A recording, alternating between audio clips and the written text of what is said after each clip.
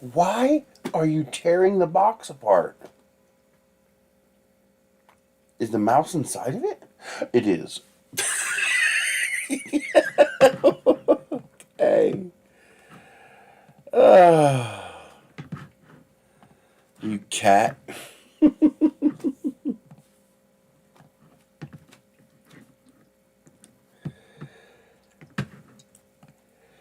Oh, man, you crazy cat.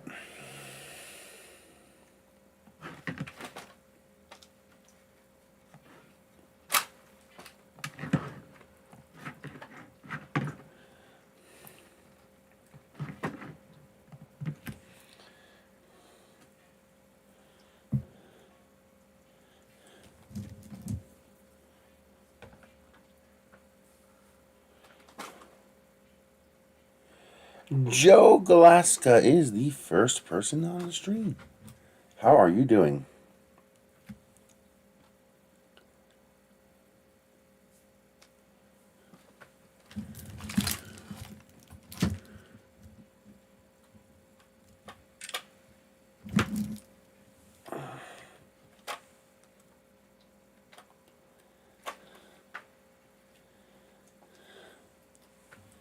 I'm Groot. Broken leg? How the hell did you break your leg? That's a pretty tough one to break.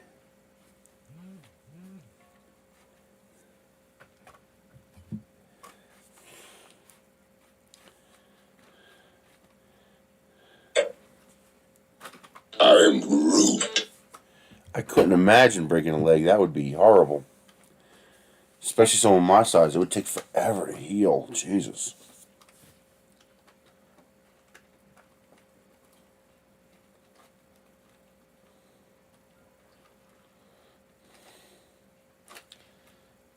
Do you have to bring the mouse into my room and let it go? Do you have to?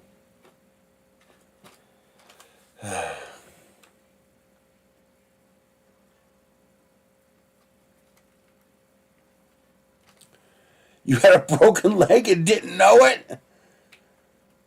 So it wasn't like a break, it was a fracture or crack or something. Because, I mean, if you broke your leg, I imagine you would know it.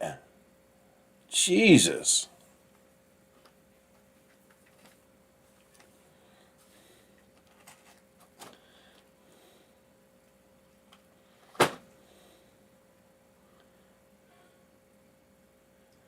That's crazy, man.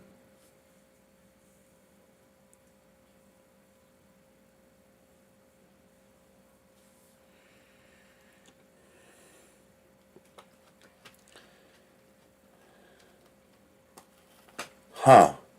No trip and fall or anything like that, you know, I mean, obviously you didn't realize you broke your leg, but maybe a trip and fall that you had and you didn't think anything of it.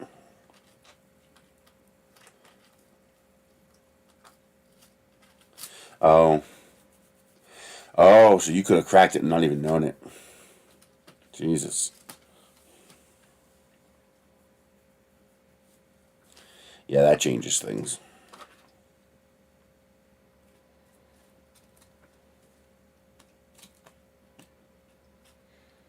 Cat, kill it. Stop playing with your food. Yeah, I hope it bites you.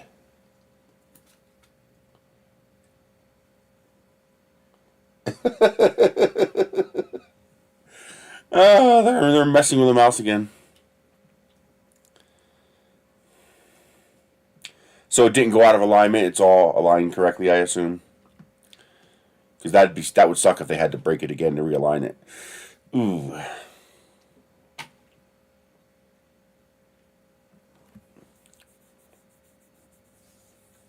Yeah, I know. The problem is he doesn't kill it. He just plays with it. So he catches them, brings them in here, and then lets them go. I'm constantly finding desiccated bodies among my clothes. I'm guessing. Hey, alien destination. I'm guessing they, Really? You let it go? Now it's behind the goddamn freezer? Good job, cat. Good job. Yep, good job.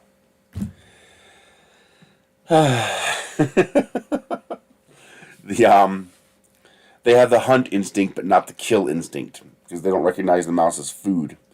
Ender's the mouser. He's the one who catches them. Null comes and tries to take them from him. But, Null's trying to figure out where it's at right now. I think they chased it behind the freezer. So what happens is, he has hypodermics for claws. My knees know. They're sharp. And, so they catch it, and they F with it. They screw with the thing, and they, whooks, and flop it around and stuff like that. So it's probably got puncture wounds all over it. And so, they catch it, but then when the mouse, gets tired and stops trying to run, they stop chasing because they want to chase. They don't see the mouse as food. They just want the chase. They want the hunt. And, yesterday I got 2 nice scratch marks right across my knee because the cat had the zoomies, and he was, thump, thump, thump, thump, thump, from one end of the house to the other. And he decided to parkour off my bed, and my knee was in the way. Like, you damn cat! But, oh, you got it again? No? It's in the shirt? Cats. And so what I'm guessing is that they injure it enough that it's going to die. And so they bring it in here, they lose it, the mouse makes one last run and gets into a spot where the cats can't get it. And then, it eventually dies from its injuries. And then I pick up a shirt or a sock or something, and there's the desiccated mouse attached to it. Like, nasty! Yeah, they found it again. I feel bad for the mouse. That's got to be a horrible way to go. Ooh, I would not want to go that way. Oh, cats are awesome. I love my cats. We got good cats. Just got to teach him, a little bit of Mortal Kombat. The most important part is the finish him. They got to learn that part. Oh, it's got to be horrible for the mouse. Could you imagine these giant things, 200 times, 400 times your mass, 200 or 300 times your size, and they're just fucking with you. You're injured, you got stab wounds all over you, they've bitten you, and they've hypodermic needled you with those claws as they go whack, whack, whack, whack, whack, whack. And this poor mouse is probably just like, kill me already, just kill me already. It's got to be horrible for the mouse. Hey, red light. I can't imagine it's anything good for the mouse.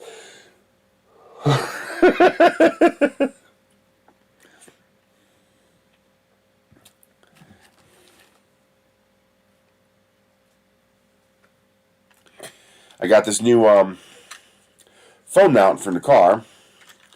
So it has a sticky tab that you attach to the top of your dash. And so this comes over the front of your dash. And that's good because I could put the phone right in front of the AC vent. Because sometimes the phone gets so hot that it'll go into slow mode to preserve itself. And it's one of those, you put the phone in and it closes to hold your phone. So, for a phone like this, that works great. You stick it in there, and it grabs the phone, and it holds it. Don't go too far, but, it holds the phone, and the phone's not going to go nowhere. Sitting vertically, it's going to hold it nice. Well, here's the problem. I don't use this phone.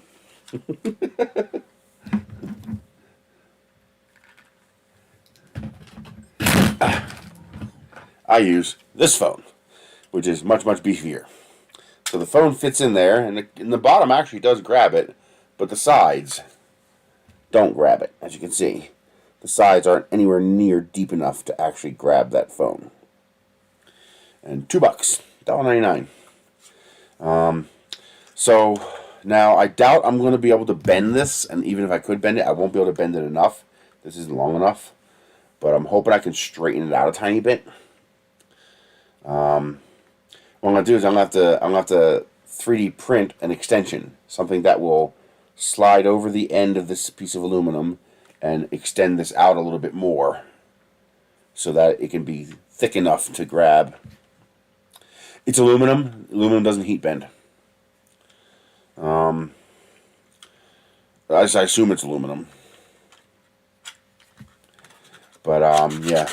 So I got to figure out how to make that extend out a bit further. So probably use PETG, 3D print a little extension that will clip onto this, JB weld it. Actually, probably just drill a hole. That'd be better. Drill a hole and then a little micro screw through the plastic into the hole to secure the extension. And this way it's serviceable. If I JB weld it, it's kind of permanent. Well, if there's a little screw, I could take the screw out and replace the part if I have to.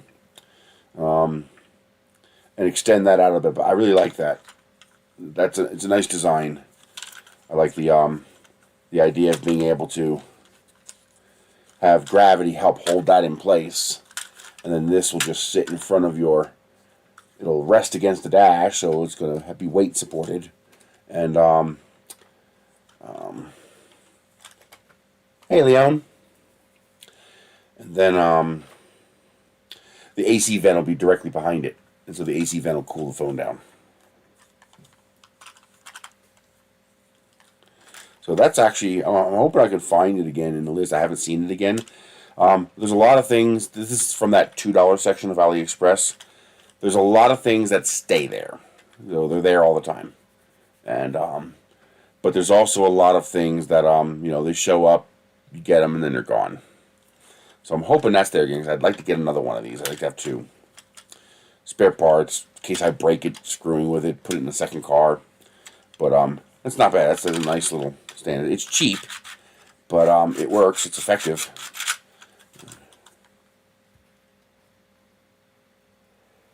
Isn't it addictive? Oh my god, it's so addictive. Go to the $5 section. Oh, by the way, there's the $3 65-watt GAN chargers. Avoid them, they're fake. I mean, this thing's lighter than this 33-watt charger, and it puts out 10 watts. So they made a really pretty 65-watt GAN case, and they stuck a cheap garbage dollar store 10-watt charger inside. So yeah, those are a rip-off. They refunded my money already.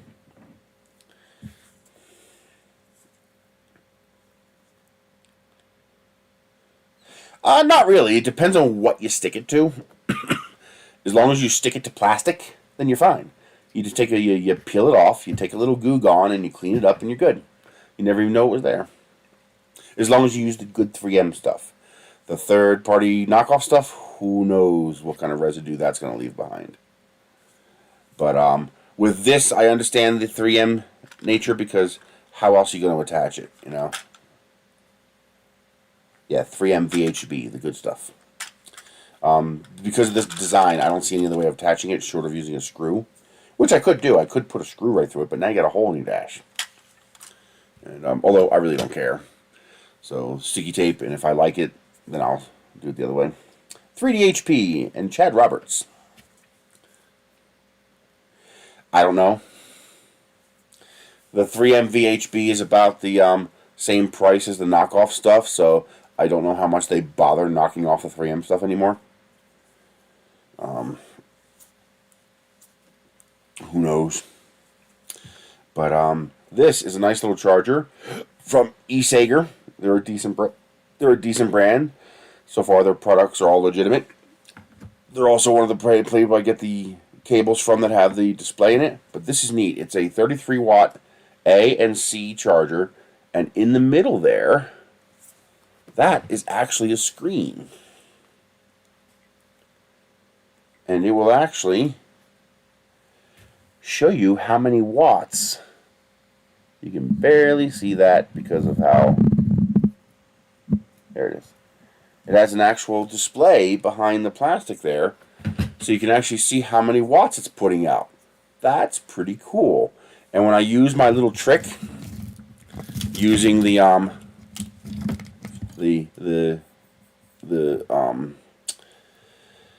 the USB hub to plug in multiple chargers. I can see the wattage, you know, it'll say 3 watts. And then I'll plug in a second light and it'll go 6 watts. And I'll plug in a third light and it'll go 9 watts. So I know what each one is. By looking at it first, I can tell what each new device I plug in is consuming. So I know that these little lights, these charge at 3 watts initially, and eventually they go down to around 2 watts in charge. And so that's nice. That's in the $4.99 section. That's a really good deal when they have the $1.79 deal, because then this becomes $4.49. But that's actually a good value. It's a good quality charger.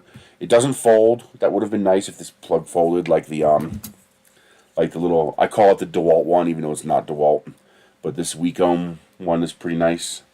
I like that one. It's just nicely designed. They did a good job designing it. It's got dual 40-watt USB-C, although it's 40-watt total. So 40-watt, 40-watt, but if you plug in both, it's 20 and 20. If you look at the top, when you are in, I'll show you. It sometimes mixes in with the $1.99 section, but it's in the $4.99 part. So, you know, when the $1.99 thing pops up and says, hey, go to the $1.99 section, you go to the $1.99 section, and then you see up here, right there, $2.99, $3.99, and then if you scroll over a little more, that whole thing scrolls. I don't think they have a $4.99. They have a $3.99, but not a $4.99. But if you go to Tech, it'll probably be under Tech. I really wish they had a search. You know, a search would be really nice. But especially when that damn section reloads itself without asking you, and you gotta start over.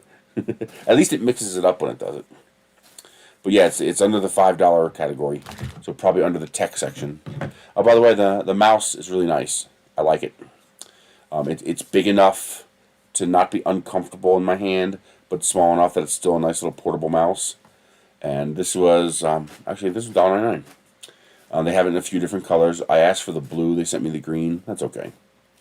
But this is nice also because it has a DPI adjustment. So you can put it on low DPI for scrolling around the screen, and then you can put it on high DPI when you're trying to edit in Photoshop. Yeah, it's a clone of a Logitech, except this one's nice because it has the dongle built into the bottom. So there's your little USB dongle. So there's your little USB dongle. But Chris, if the dongle's in the mouse, how are you using it? Well, that is a 3-way switch. It also has Bluetooth mode. Since this tablet has Bluetooth, I can use Bluetooth and not waste one of my USB ports running a dongle. So it has, you can flip the switch to, in the middle is off, and then up is the dongle, and down is Bluetooth. And so far, no complaints. It works well. And no stupid buttons on the side, none of that bullshit. I got so sick of those buttons on the side, I took a pair of pliers and I ripped them off on my other mouse, my Razer mouse. I got so tired of my big fat hands hitting those buttons and causing things to happen on the screen, and you can't disable them. I can disable the one side, but the other side is proprietary, so it's always enabled. I finally got fed up. I took a pair of those pliers and I just ripped the goddamn buttons out of the mouse. Go ahead, click now. Let me see you click now. I just pulled your fingernails out. Go ahead, click again. I'm trying to figure out how to create an affiliate link to the app, and I guess I just have to try it. Yes, whenever you go to the thing app, try going to a link in my site, my webpage first for the Aliexpress. Let's see if I get credit for any of it. I mean, how much could I possibly get from a $2 sale? But then again, if you buy as much as I've been buying, oh, it's bad. It's addictive. These are fantastic. I wish they were USB-C, but they're not. But they're nice and bright. And then they have a low mode, flash mode. I wish they would just get rid of the flash mode. Nobody wants the flash mode. Nobody wants the flash mode. But nice little lights. It's probably an 18650 cell inside, I would guess. I'm going to take one apart. But it has a little hook. And then you have a little micro USB port. I really wish they would update these to be USB-C. I would just like to have a standardized USB-C. Also, if you do have micro USB stuff, keep an eye out for this in the $1.99 section. This is available. It is from Topk, T-O-P-K, but it looks like that.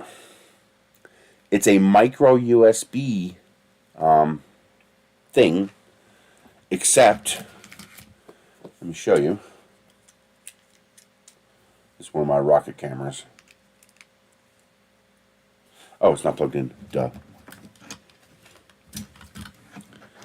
Let's plug this in.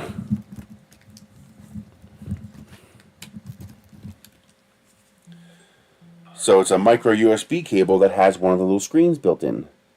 So you can tell how fast your device is charging. You can tell how much power it's actually consuming. Which is pretty handy, actually.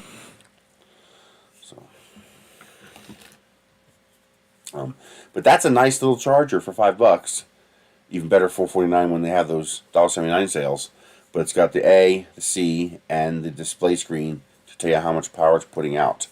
I like that. I'm probably going to grab a couple more of those every now and then. They're not like the $2 impulse buy, so I can't just grab them every day. But you know, I got 2 of them, so if I get 2 more at some point, it'll be handy to have. These also came in handy. The little C to A adapters. They have them, basically you get 3 different colors of the one, so you get 3 of these, and this is a C to an A, and then you as a separate order you buy this one, which is A to C. You son of a bitch, it's gone. It's history now. I'll get it later. But those are pretty handy. The little dual lens camera, garbage. Don't buy it. It's not worth it. I got the little banana USB drive. I love it. I love the banana stuff. So it's a little USB drive. If you want one just because you like the banana meme like I do, fine, get one. It's $2. If you want one to actually use, be aware, 1 megabit per second. It's slow. It's so slow. I transferred 6 gigabytes to it. It took like an hour and a half. It's slow, but it appears to be legit though. Just get the smallest one you can, because otherwise you'll be tempted to try to fill it and you'll spend 6 hours waiting for the damn thing to fill up. But actually longer. 64 gigabytes. It took an hour and a half for 6 gigabytes, so 10 times longer than that.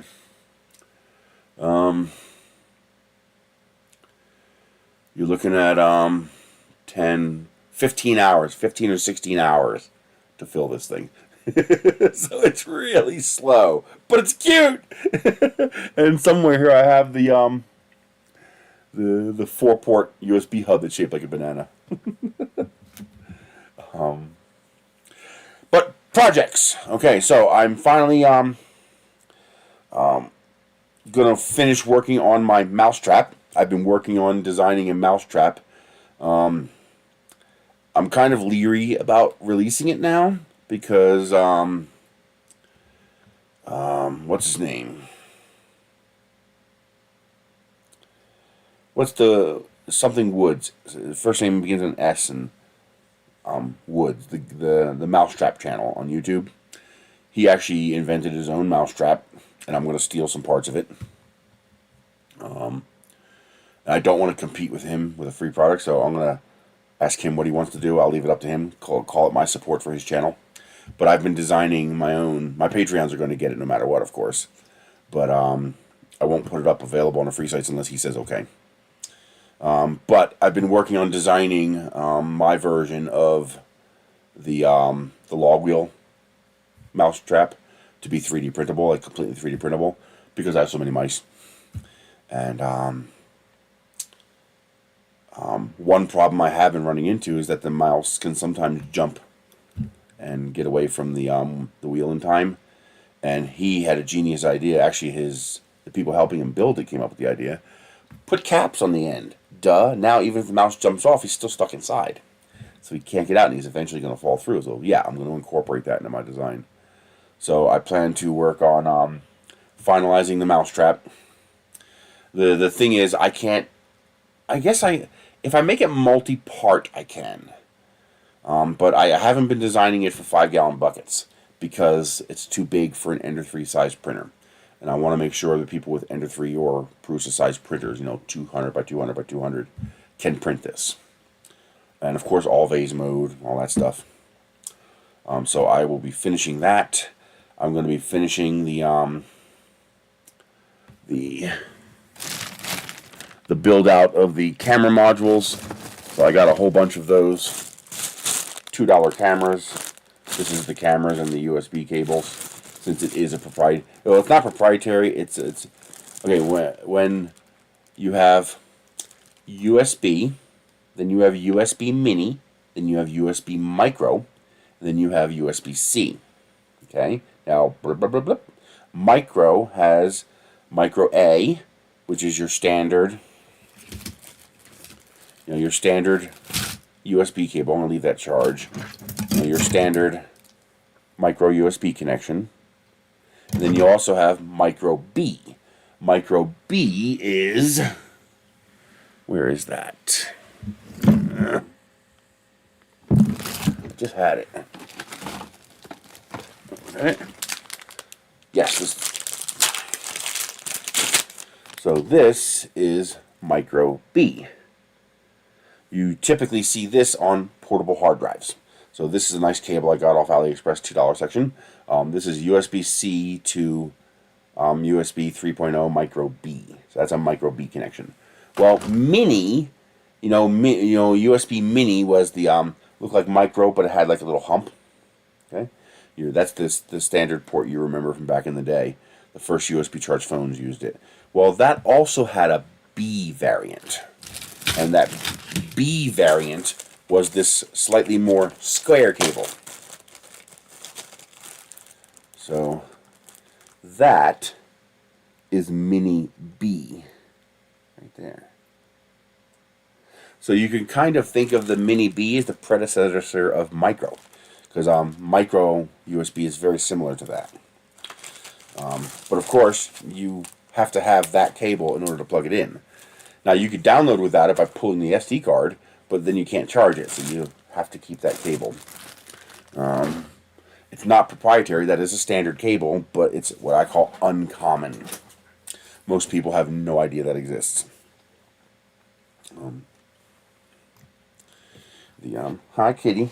How you doing? I'm going to be looking for a better version of this. I got this little hub for my laptops. It's nice because it's got 3 USB ports, and it's got the SD and micro SD card slot. So it's basically the ports that I need. The only way to make this better would be to add a compact flash slot. But that's because I'm a weirdo and I still use compact flash. But it's slow as balls. I suspect that this works at 1 megabit per second because of this. Actually, we can test that. We can plug the banana directly into the port and see if it still runs at slow speed.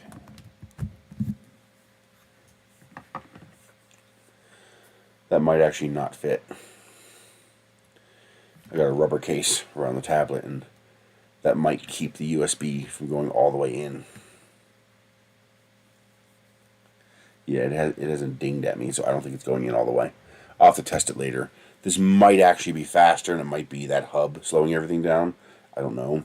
But just be aware if you want to grab that. It works, it's fine. It's just very slow. So you're not going to want to use that for daily backups or moving information around. It'd be great for like in a car where, it's going to take forever to put all your music on it, but once you have it on there, you don't have to do it again, So I got all of the thermometers in, so I now have 8 of these for all my fridges and freezers, although I'm hoping to reduce the number of freezers I need. Right now I'm running I'm running 3 vertical freezers and 1 chest freezer. I'm hoping to reduce that down to 2 vertical freezers. I have 2 taller, 7+ cubic foot vertical freezers, 2 matching taller ones. I'm hoping those will have enough space in them to replace all 4 of the freezers I'm currently using. That will do 2 things. 1, I'll have 2 freezers instead of 4. 2, it'll be more power efficient. 2 freezers will be more power efficient than 4 freezers. And 3, I'll have backup freezers. So if a freezer fails, I could just bring 1 or 2 of the smaller ones into service until I can fix or repair or replace the one that died. I want to have redundancy, so I can keep these out in the shed once I get a roof on it, and just leave them unplugged, and they'll just be there as, okay, that freezer's starting to fail, move all the food into the backup freezer, and then deal with the failing freezer. So I won't need as many of those, but I have them. They were only $2. These are really, really nice. If you haven't seen these, little suction cup for your thermistor probe that goes on the inside. So don't lose that. So here's the unit. It's got magnets. It's got a hanging hook, so if you put a nail in the wall, and then it's also got a stand if you want to stand it up. I'm going to add an additional magnet, so it needs a 3rd magnet. It's just barely strong enough to stick, but if I put 1 stronger magnet on there, I think it'll be good. So one of my bar magnets will probably be strong enough. But the nice thing is it's got a AAA battery, so you don't have to worry about button cells. So it should last a very long time, several years. Let's do the porn peel. You ready for the porn peel? Oh yeah. Oh yeah. I might even 3D print a holder so that I can permanently attach the holder to the fridge, and then this will just clip into the holder. But you have the thing is, for fridges and freezers, you need a temperature probe. You can stick a thermometer in the freezer, but then you can't see that from outside. And while that will work for a fridge, it doesn't work so well for a freezer because you're also freezing your battery. And that becomes problematic. And these screens also become problematic in freezers, especially when you're going 20 below. So this has, you can switch between Fahrenheit and Celsius, and it also has daily min-max. So you can see, like, one of the things that you'll typically do if you know how to run a fridge freezer. Ooh, almost broke the chair. Well, I can't reach a bottle, so I'm just going to use a pill bottle. But what you'll do is you'll put a bottle filled halfway with water, and you'll put the bottle on its side. You stick it in the freezer. You freeze the water in the bottle. Then you stand the bottle up. Well, now the water inside the bottle is doing something impossible. The water is standing vertically because you froze it while it was like this. So when you come back to your freezer and you see the bottle, if the water has melted and refrozen down here, you know your freezer thawed. Okay? So that's a mechanical way of determining. So you get one of those little, I'll just reach over and get one. You take a water bottle like this, you put that much water in it, you turn it on its side and you freeze it. So now you're going to have a hot dog icicle in there. Well, because it's frozen, it's a solid, you can stand it up now and the water's going to stay a vertical hot dog. But if that water melts, it's going to flow down to the bottom and, freeze down here again. Because what's worse than a freezer failing is a freezer that intermittently fails. Because now your food keeps thawing and you don't know it. So you can be poisoning yourself eating bad food without even knowing it. Because the freezer refroze again. So that is a way of determining, oops, the water melted. That means either the door was left open or the freezer failed or something like that. So this does something similar by having the min-max. I can just go up to it and check the memory. There's a button here that says memory. You just press that and you'll be able to see the minimum and maximum. And if the maximum got too high, you know something's wrong. So those are nice. Again, $2, they're still available. I've been, I still have to design project boxes. One of my viewers wanted me to,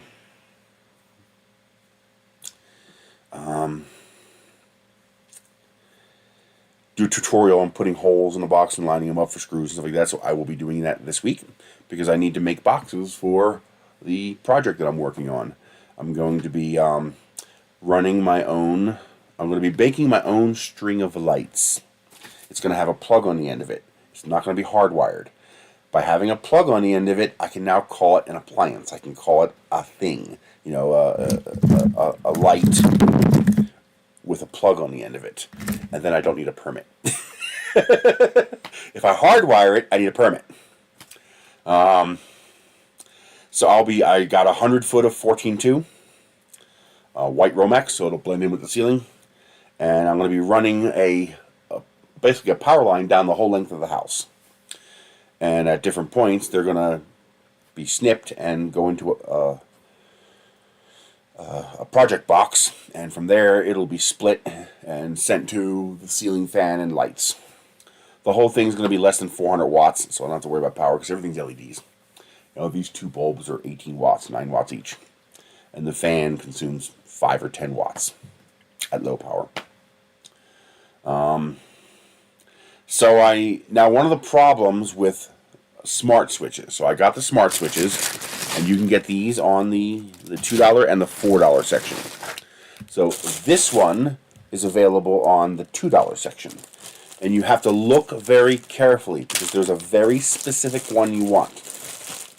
So this is the specific one you want. They all look the same. If you don't care about this, you can order a whole bunch of them all at once. Okay?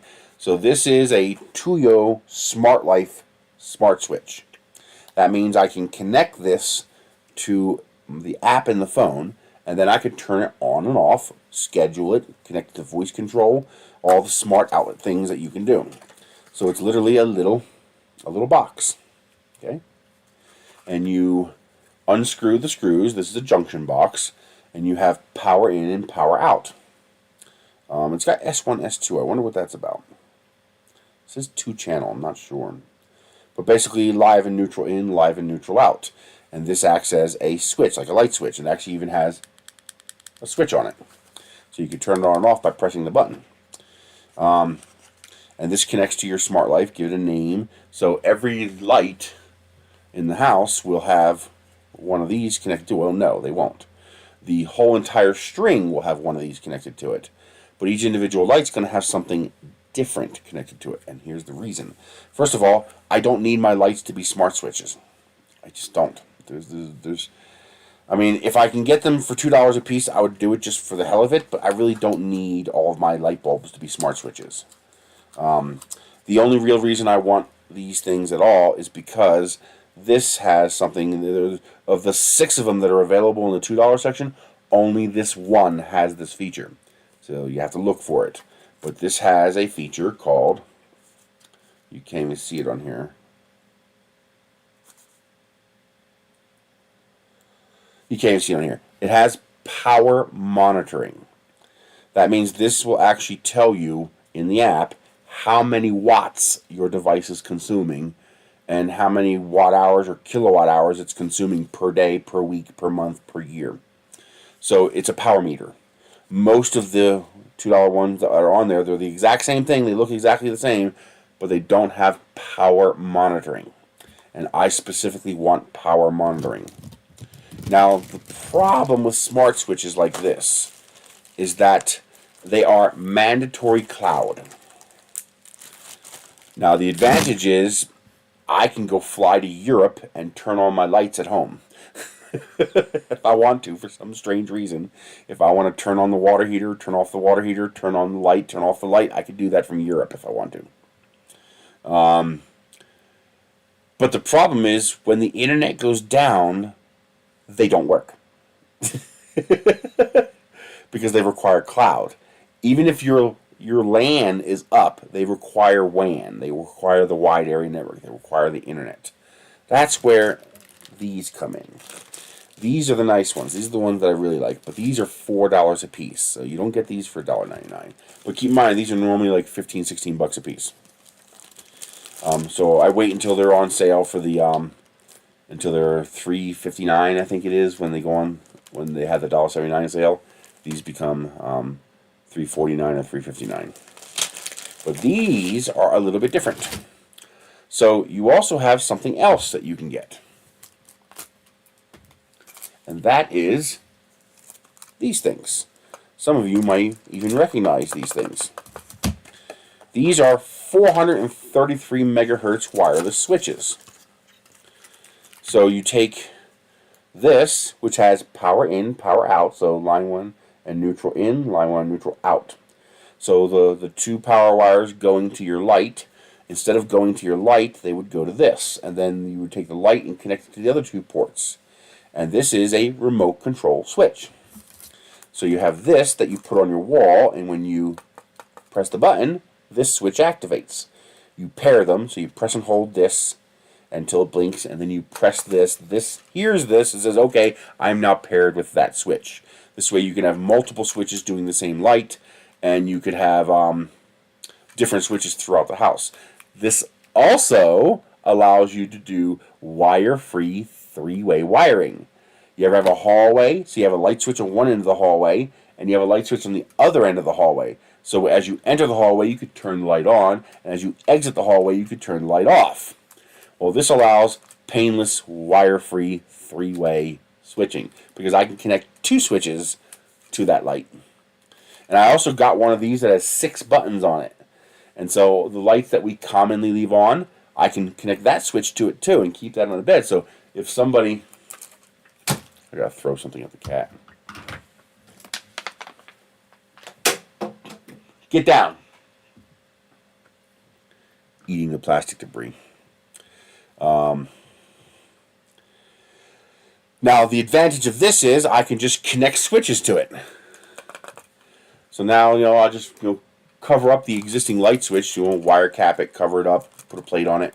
This way, if somebody else gets this house in the future, they can revert if they want to. And then I can just link these things to it to be able to turn lights on and off. Hey, Mike. Well, this unit is special because this unit is it's both this and this. Where's the other one? It's both of these. So it has the Tuyo Smart Life app control with power monitoring, and it also has the 433 megahertz switch control, which means I can still use these without internet, which is nice. So I want to get more of these. Right now I have 6 of them. I probably have a couple on the way, in transit. But I have a minimum of 6 of these. But no, these are Smart Life, Tuyo Smart Life, Wi-Fi, not Zigbee or anything like that. And so of course I'm gonna have to 3D print housings for all of this stuff. And now that brings another project that I'm going to work on. I actually am trying. I ordered a whole bunch of them. But I'm probably going to get rid of... I got a whole bunch of these switches. A couple of them are 3 and 2 gang switches. But I want to get rid of all of them. And I want to replace them with...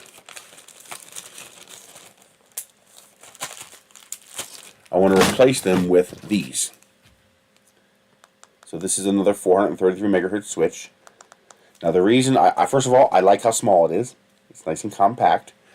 But the other thing is that this runs on an A23 battery. The little batteries that you have in your garage remotes and stuff like that. And I'm pretty sure they don't come with the battery. Let's find out. I'm pretty sure, yeah, it's not lighting up, so I'm pretty sure there's no battery inside. They're not crazy expensive, but they're also not dirt cheap either. Wait a minute, what's this? Oh, I might be able to use these. That takes a coin cell. That has a coin cell slot. Does it tell you what kind? No.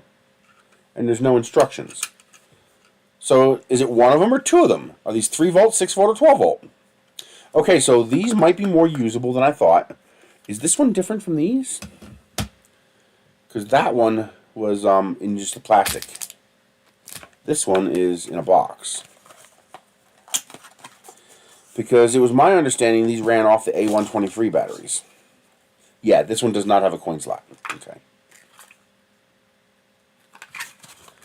So this one probably is the one that takes the... Is there any way to open this? Well, there has to be a way to open it, since there has to be a way to replace the battery. Yeah, just pops open. Yeah, this is the one. Okay, so they make this. They make the square ones that take the coin cells. In a moment, we're going to explain why that's so important. How do I get this open without breaking it? There it goes. So this one takes the A23 cell. The problem with the A23 cell is that they're relatively expensive, and they're not, well, actually, that is something you can buy just about anywhere, but they're going to rape you if you try to buy it anywhere. The problem with the A123 cells is they're 12 volts. And the 12 volts is bad. And the reason, hang on, let me get this sorted. I don't want to lose this. Where is the, I'll put it back in the box. I'm going to replace all of the batteries. These are $2 a piece. You can actually get sets. So you can get these sets here that come with, this is actually a better deal. This comes with the remote switch and the power module inside there. It's in the $2.99 section. So that's better than buying them separately in the $1.99 section, because that's going to cost you $4. Well, if you buy the set, and they don't have to go together, you can pair them with anything. If you buy the set, you get it for $2.99 in the $2.99 section, and there's like 2 or 3 of them available, so you can order like 3 per day. Now, the ones that are in the $1.99 section are just the switches. So that's just these switches. And the reason I got those is because they had 2 gang and 3 gang. So with 2 switches and 3 switches. So for example, for the hallway, I could have 1 switch for the hallway and 1 switch for the living room. But what I want is these. And that's one of the reasons I've been ordering these switches. And that's because these run off 6 volts instead of 12 volts. And that's important because I'm going to put a gang box in the wall. I'm going to 3D print my own design. And I'm going to put a 4 AA battery pack in the gang box. And I'm going to run the power from that battery pack to the switch. Why? Because I'll never have to replace the batteries ever again. You get a couple of years worth of battery power using the little tiny battery. So 4 AA's will probably not require any power at all. And what I mean when I say that is the batteries will degrade from storage as fast as they'll degrade from the power consumption of the switch, which means they'll last 10 or 15 years. So I'll be able to put a set of 4 AA batteries in the wall behind the switch, and maybe in 2040 I'll have to replace the batteries. But the problem is this unit needs 12 volts. That would require 8 AA batteries. That's a big battery pack. Not super expensive, but still, that's a big battery pack for no good reason. While this unit and these units run off 6 volts, which means I only need 4 AA batteries. Now, there are units that run off 3 volts, which would be even better. That's 2 AA batteries. But the problem is those cost more. You know, and you can't get them from these novelty sections where I get these from. But I got to find out what battery this takes. I have no idea what battery this takes. I have no idea what battery this takes. There's no instructions. I just got this. There's nothing telling me what batteries this takes. I'll have to find it in my list somewhere. So, you know, extra switches, they're about $2. I got these for, it was in that $1.50 to $2.50 range. I ordered like 6 of them. I found a better place than buying them on the list. You can get this with this for $2.99. This is available in the $2.99 section. So you get one of these and one of these. This is the box and this is the switch. So I buy every time I place an order, I buy one of these with the switch. So I can have as many of these as I can, because I like the round switch better, and I like the 3 volts. Or 6 volts, I'm sorry, 6 volts. This takes 2 2016 cells. And it comes with them. So for $2.99 you get the module, the switch, and the batteries. I also got a new switch for my... Nice! So it's probably a return.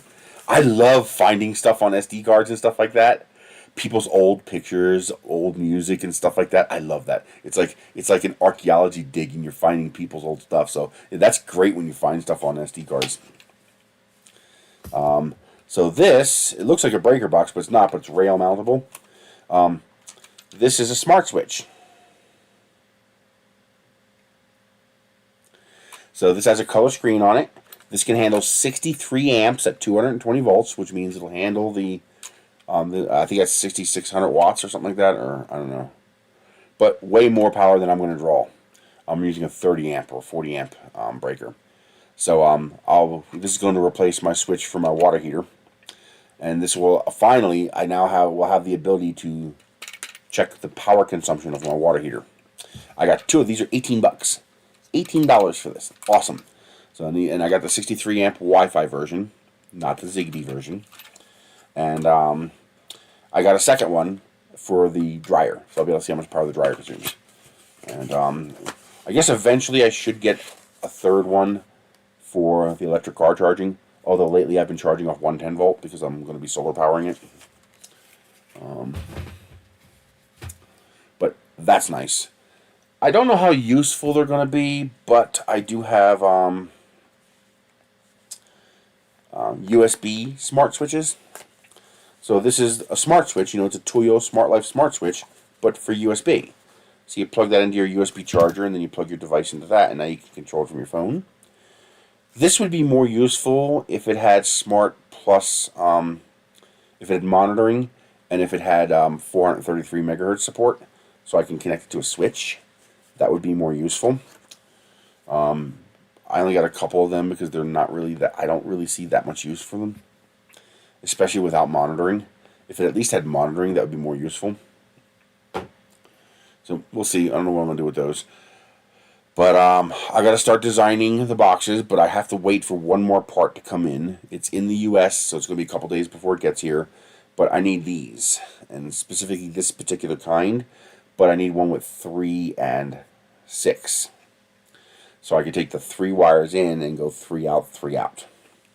So I have those coming in. I paid... What did I pay? I think I paid $9 for 30 of them. Is very cheap. So that'll be the one I'll be using. I'll be able to screw it down. I'll have my 3 in, and I'll be able to split it out. This way I only have one splitter in each box, which is what I want. I want a single splitter. And then you'll go from the splitter to the switch. So you'll come directly out of that splitter and go directly into one of these. So in the project box, this will be attached, and this will be attached right in front of it like that. And so there'll be a little pigtail going from this to this, and then the other pigtail will go over this to the next light in the string, and then this will go out to the light. So every box that I have up in the ceiling will have one of these and one of these in it. And some of them will have 2. So, for example, well, the ceiling fans don't need it. They have their own dedicated remote control. The ceiling fans have their own dedicated remotes. So there's your fan control and your light control. So they don't really need one of these. So I'll probably just bypass, go straight to the thing. I only need one power monitoring. This will be at the beginning of the string where the battery is, because all I have to do is turn everything off and turn on one device. And then I know how much power it consumes by looking at the meter on the phone. So once the 3x6 version of these come in, I'll be able to get to going on that. I got the wire. I've got all the rest of the wire nuts. Let me put this back in the box so I don't lose it. Seriously. You're just gonna mess with me like that. Come on, stop messing with me. Just get the hell in there. Oh, Jesus Christ. Fucking piece of paper. There we go. Yuck. The you can get 5 of these for $2, but that's not really worth it unless you just want a couple to play with. However, the other things I got. So, I got a whole bunch of these. This is about 300 of them, and I got about another 200 coming. These are 3M backed clips. They're transparent clips. And you get these $50, or I'm sorry, $2 for 50 of them. There are 3 of them available in the $2 section. Be careful, there are actually 5 of these listed in the $2 section. 2 of them only get you 10 pieces. But the other 3 get you 50 pieces each. So for $6, you get 150 of them. But you know, you peel it, you stick it, and now I can stick the Romex in there. And that's just the right size to hold the 14.2. Should hold it just fine. I'll just stick these all along the ceiling, and then the wire will be held in with these. So I got a whole bunch of those. And then for actually connecting everything, I have the Wago style. Yeah, you see how many I got. These are available for, when they're available, you got to hunt them down. They are still available, the blue ones. 50 for $2.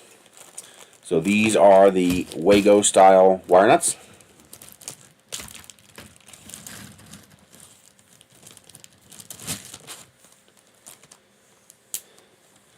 Oh, really? You can do that, huh? Because I would like to have them be local. So these are the Wago style wire nuts.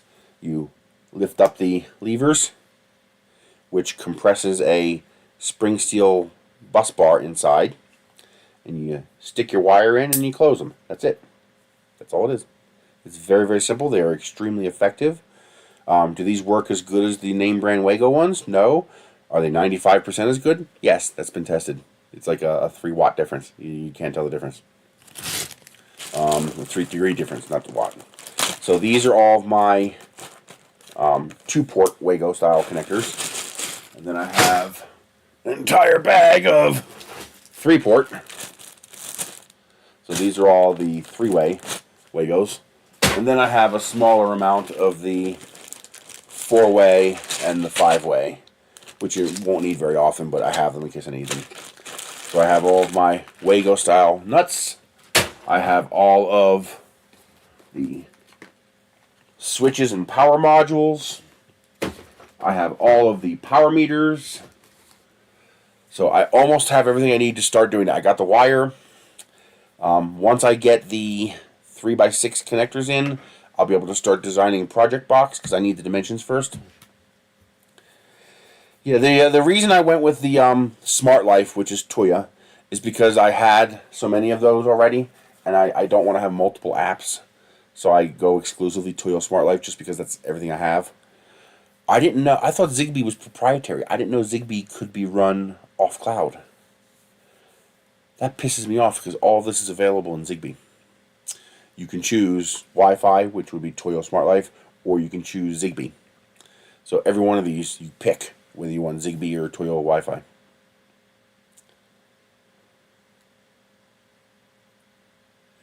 A pain to set up is okay as long as I only have to do it once. I don't mind it being a pain as long as I don't have to do it once. I honestly don't mind cloud, but the problem is the internet here is unreliable. Power here is unreliable. Now, I mean, if I lose power, I still have power. Okay, so when power goes down, I still have power. My local LAN is still up. And even with the battery backup I have now, my local LAN will stay up for 6 hours during a power outage. So the power outage would have to go longer than 6 hours for me to lose my local LAN. And I just don't like the fact that I can't use them if the grid goes down. That should be easy for them to make it, okay, I'm not detecting an internet connection. Let me switch to local mode. How hard would that be? You know what I mean? So if it's a pain to set up, that's okay as long as I only have to do it once. The reality is I don't actually need, for most things, I don't need smart. I don't need to make that light a smart switch. Why? Just connect one of these to it. I just want to turn it on and off. The things, now there are a few things that are nice. For example, I have to use my phone to control my mini split. I lost the remote for it. But thankfully the IR on the phone works with the mini split. But then I have to be standing in front of it. It is pretty nice. I got one of those Toyo IR blasters. It's got temperature and humidity logging, and it's also got an IR relay. So I can program that to control my mini split, and then program this to control that. So now I can go on my phone and say, okay, I want it to be a little bit colder or a little bit warmer, and it'll relay to the IR station there, and it'll blast the IR to the mini split unit. That's a nice Smart Life feature. But for the most part, and also smart for my water heater is nice because you have what's called inching. So when I hit the power switch to turn on, I'm hoping this does that. I really, really, really hope this does that because that's a mandatory feature. Okay? I might have to use 2 smart switches to get the functionality I want because I want the power monitoring, but for the water heater, I need the inching. Inching is where you turn it on, and then you program the number of minutes it stays on, and then it automatically turns off.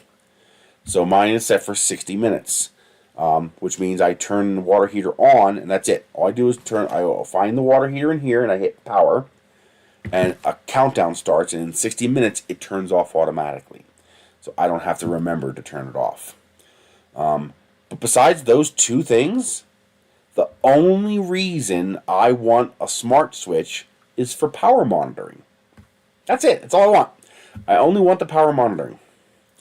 So I think the best way to do that is to use both. So you go to the smart switch, and then you come out of the smart switch, and you go to the 433 megahertz switch. So now I have my control, and I can use the smart switch to control if I want to. But otherwise, I can just use this, and then I still have my power monitoring. These handle 16 amps, which is a problem. I really want them to be 20 amps. You want that 20% margin. I wish they would make a version of this that was 20 amps. So what I would like to do is just put one of those on every breaker. And now I can see each breaker, I can see what's consuming what. That'd be nice. But probably better would be for me to install my own separate breaker box using these things. So just get a bunch of these things and then run the breakers into these. I think that would just be easier eventually.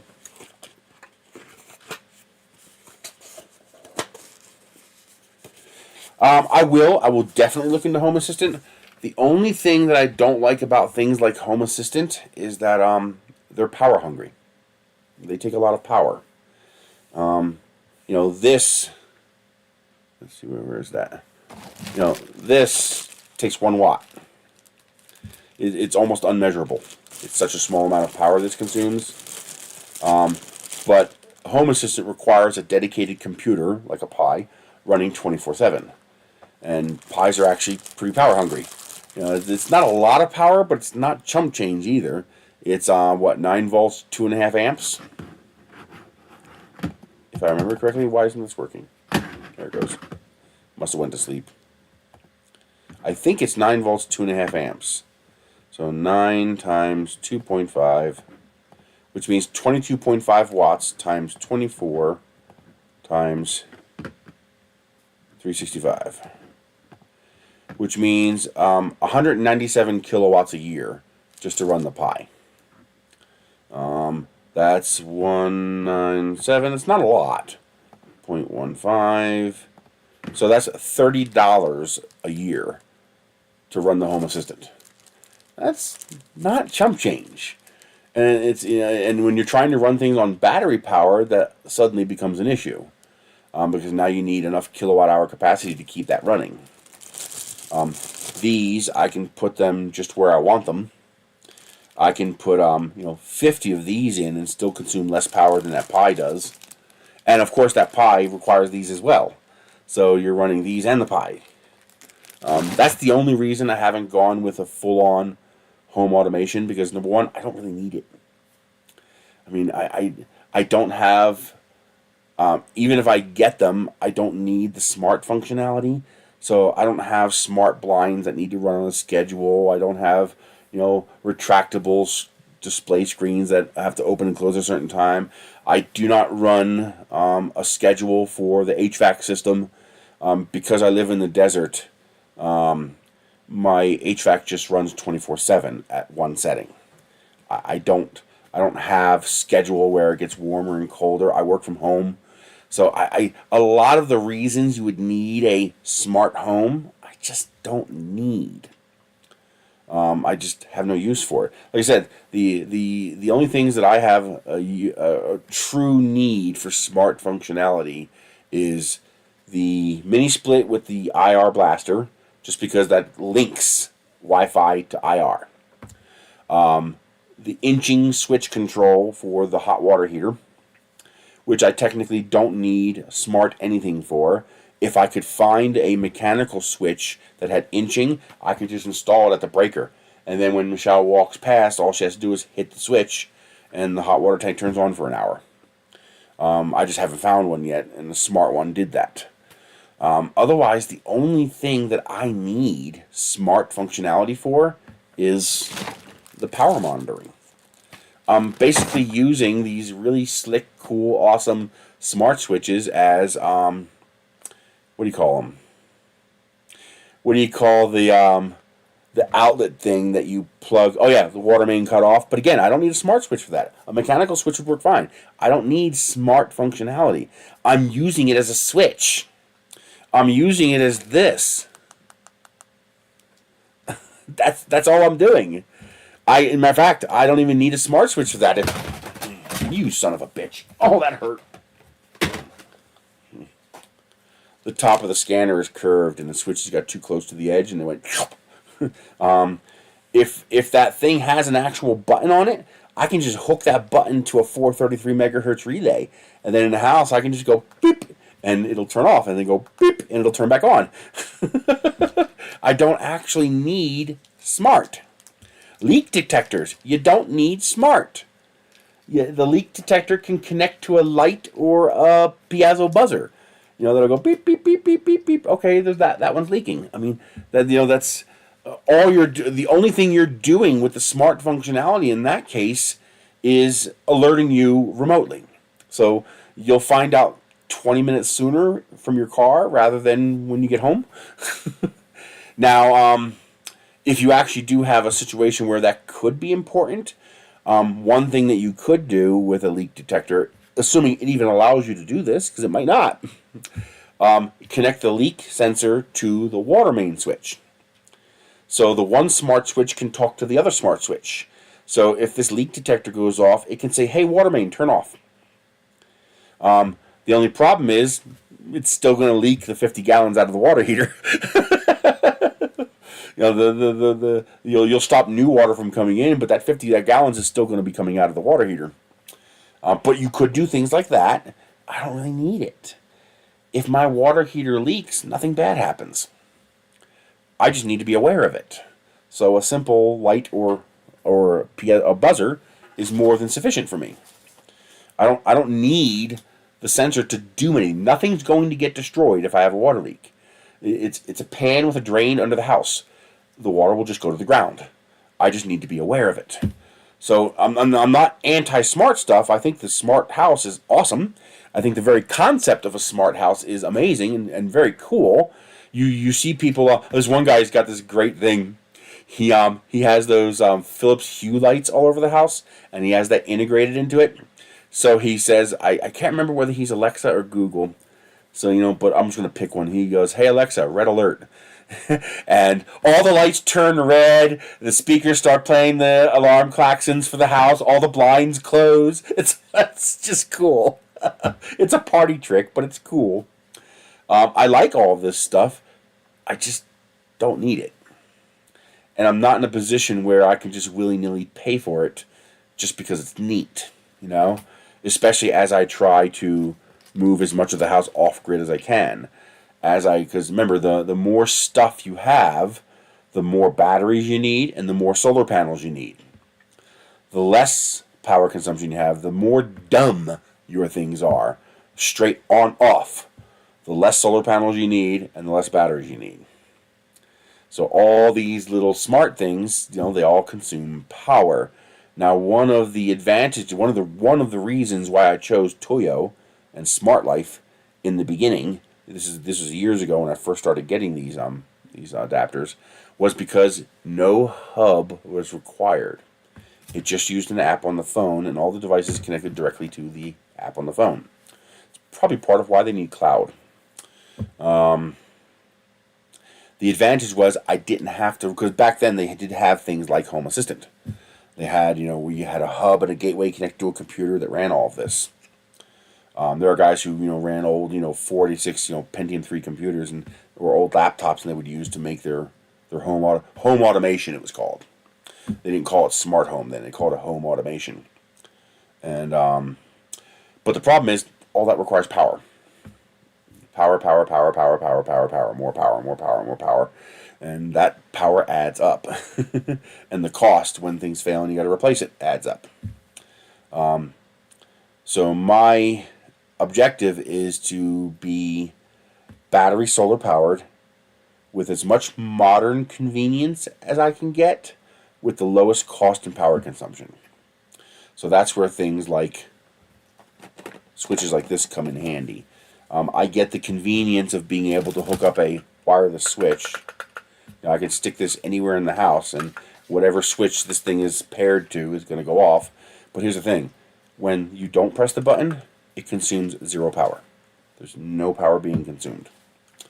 I was even thinking about having a small solar panel on top and a nickel metal hydride battery inside, and then it's not going to charge very quickly with ambient light, but this consumes so little power, it might be enough.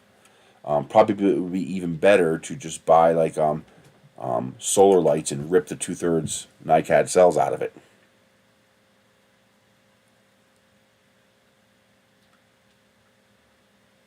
Oh yeah, I agree. Well, I'm already well vested in Toyo, and that's why I focus on Toyo, because everything I have is already Toyo. It's kind of like, when you have a Canon set of Canon lenses, you stay with Canon cameras because you've already got the Canon glass. And if you have Nikon glass, you stay with Nikon because you have the Nikon glass. The camera is not the expensive part. The glass is the expensive part. So very few people jump from Canon, Nikon, Nikon, Canon, because you'd have to replace all your glass.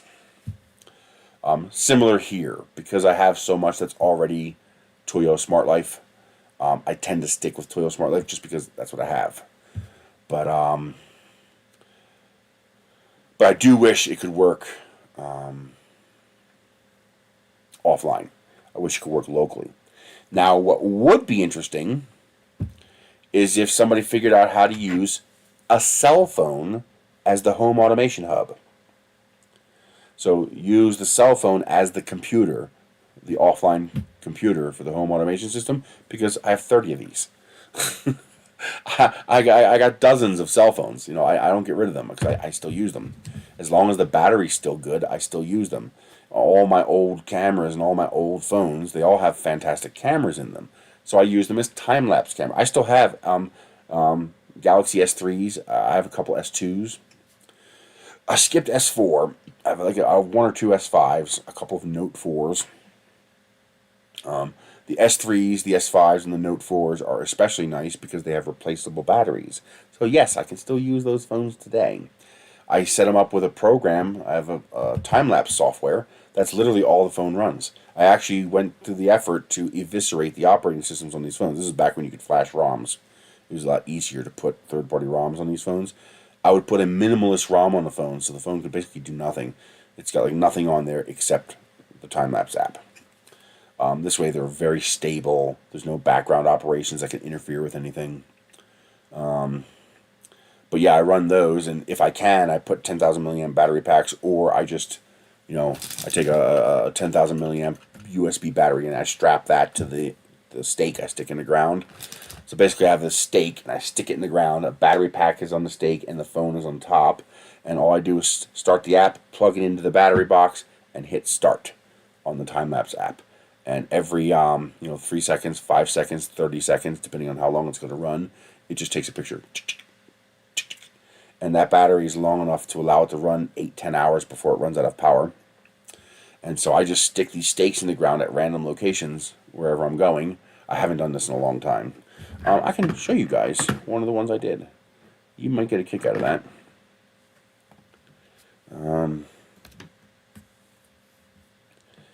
Torque time lapse.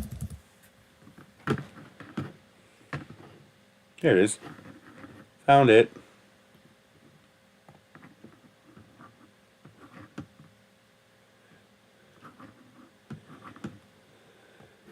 So this is a lapse that I set up to run at Torque.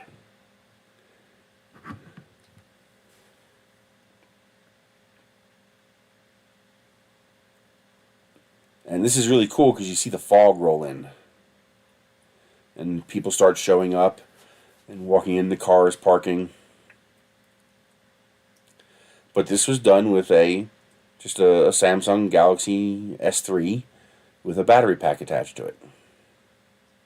I love the fog rolling in, and then you get to see the fog burn off when the sun comes up. That's just something you can't see in person because it happens over too long a period of time. And you can just see the way it's moving. It's almost like it's alive. It's an amazing thing to see in time lapse. And then now we're going to start burning off. Here you see it retracting, like it's pulling back. And there, it pulled back, and now the fog is all gone. You can see everybody setting up, all the cars lining up, all the tents getting set up.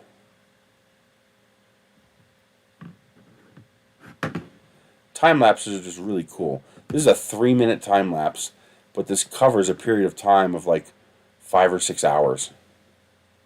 See, now we're starting to get to midday. The sun's really coming out. You can see all the cars lining up. You can see you can go back, and you can see as all the cars come in, and all the groups of people come in, and the cars just keep adding up.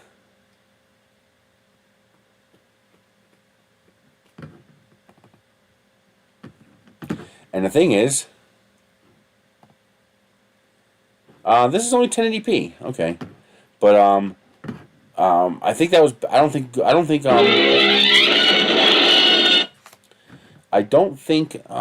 YouTube had 4K back then.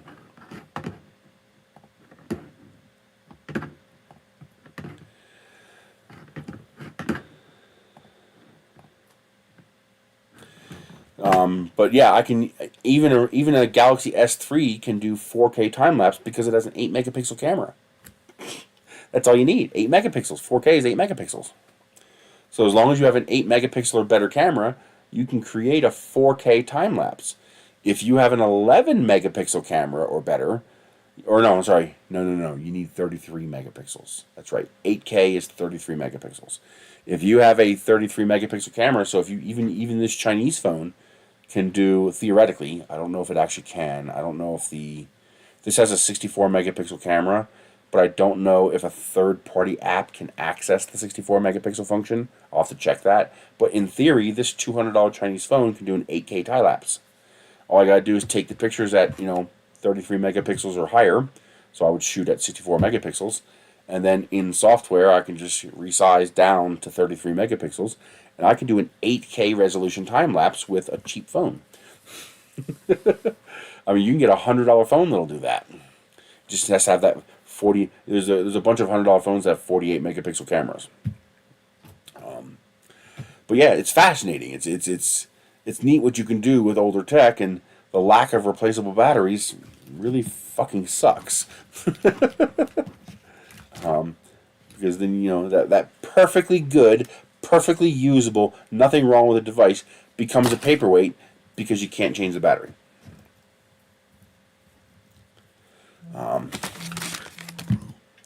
So maybe one day I'll play with home automation, but I don't have a need for that, the truly smart functionality. Besides the IR, which is just a relay link, I'm using it as a relay switch. And besides the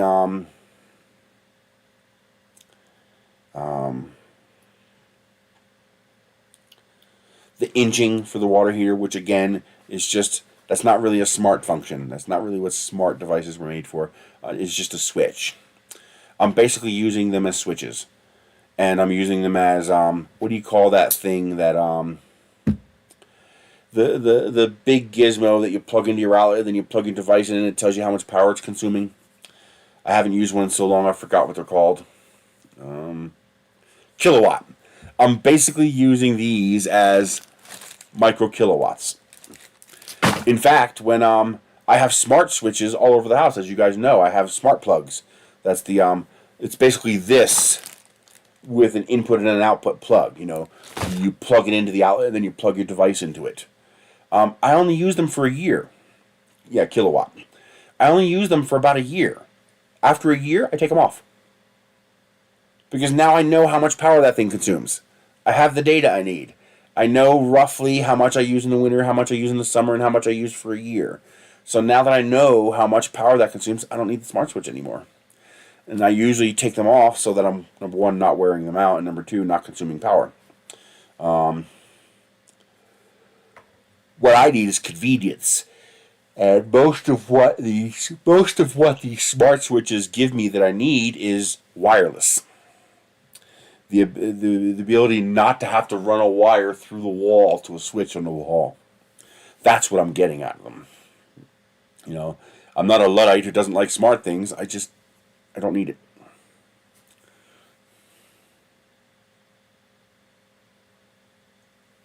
I have a different thing. The Toyo didn't have one at the time. I'm probably going to get one eventually. That's what I was going to do for the water heater, car, and dryer until I found these things for a whole lot cheaper, because these are only 18 bucks a piece and they have a built-in screen. But yes, I have seen the Toyo ones with the clamps for measuring power. I actually have a device that does that right now. It's sitting on my wall. It's offline. It doesn't connect to the network. It just, there's a box. It's wireless, so there's two pieces.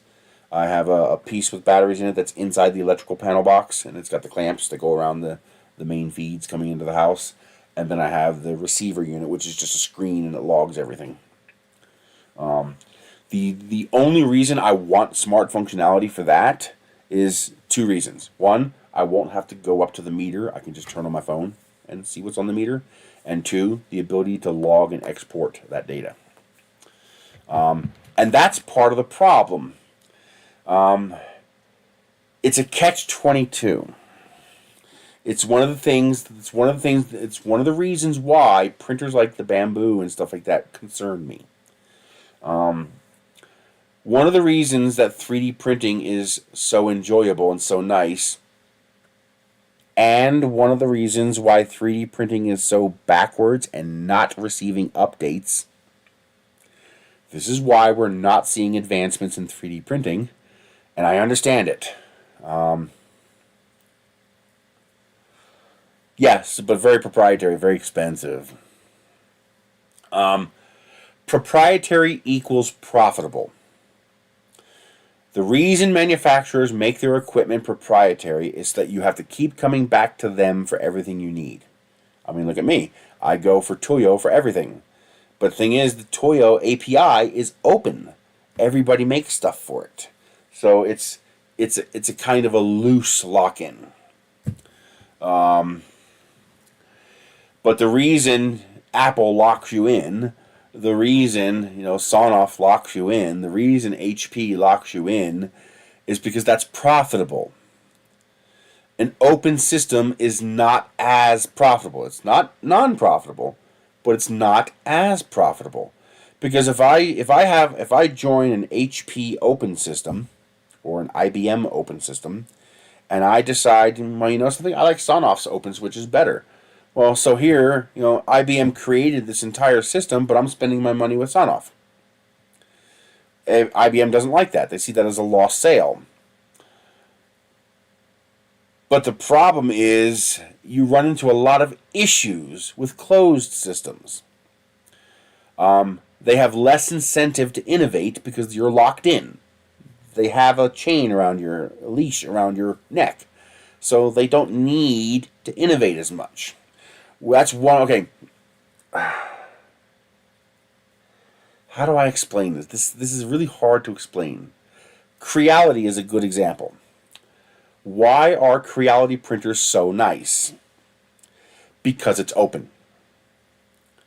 Because 3D printing is open, anybody can make and sell a 3D printer. And that's exactly what happens. You go and look in the old days when the CR10 came out. How many clones were there? When the Ender 3 came out, how many clones were there? Dozens. They're all the same thing. Okay? Now, there are two terms here that are important, and people mistake them. People think they're the same term. They're not. It's important to understand the distinction. You have refinement and you have innovation. Creality does not innovate. You know, Anycubic does not innovate. Elegoo does not innovate. These companies do not innovate. They refine. And one of the, now, competition causes refinement.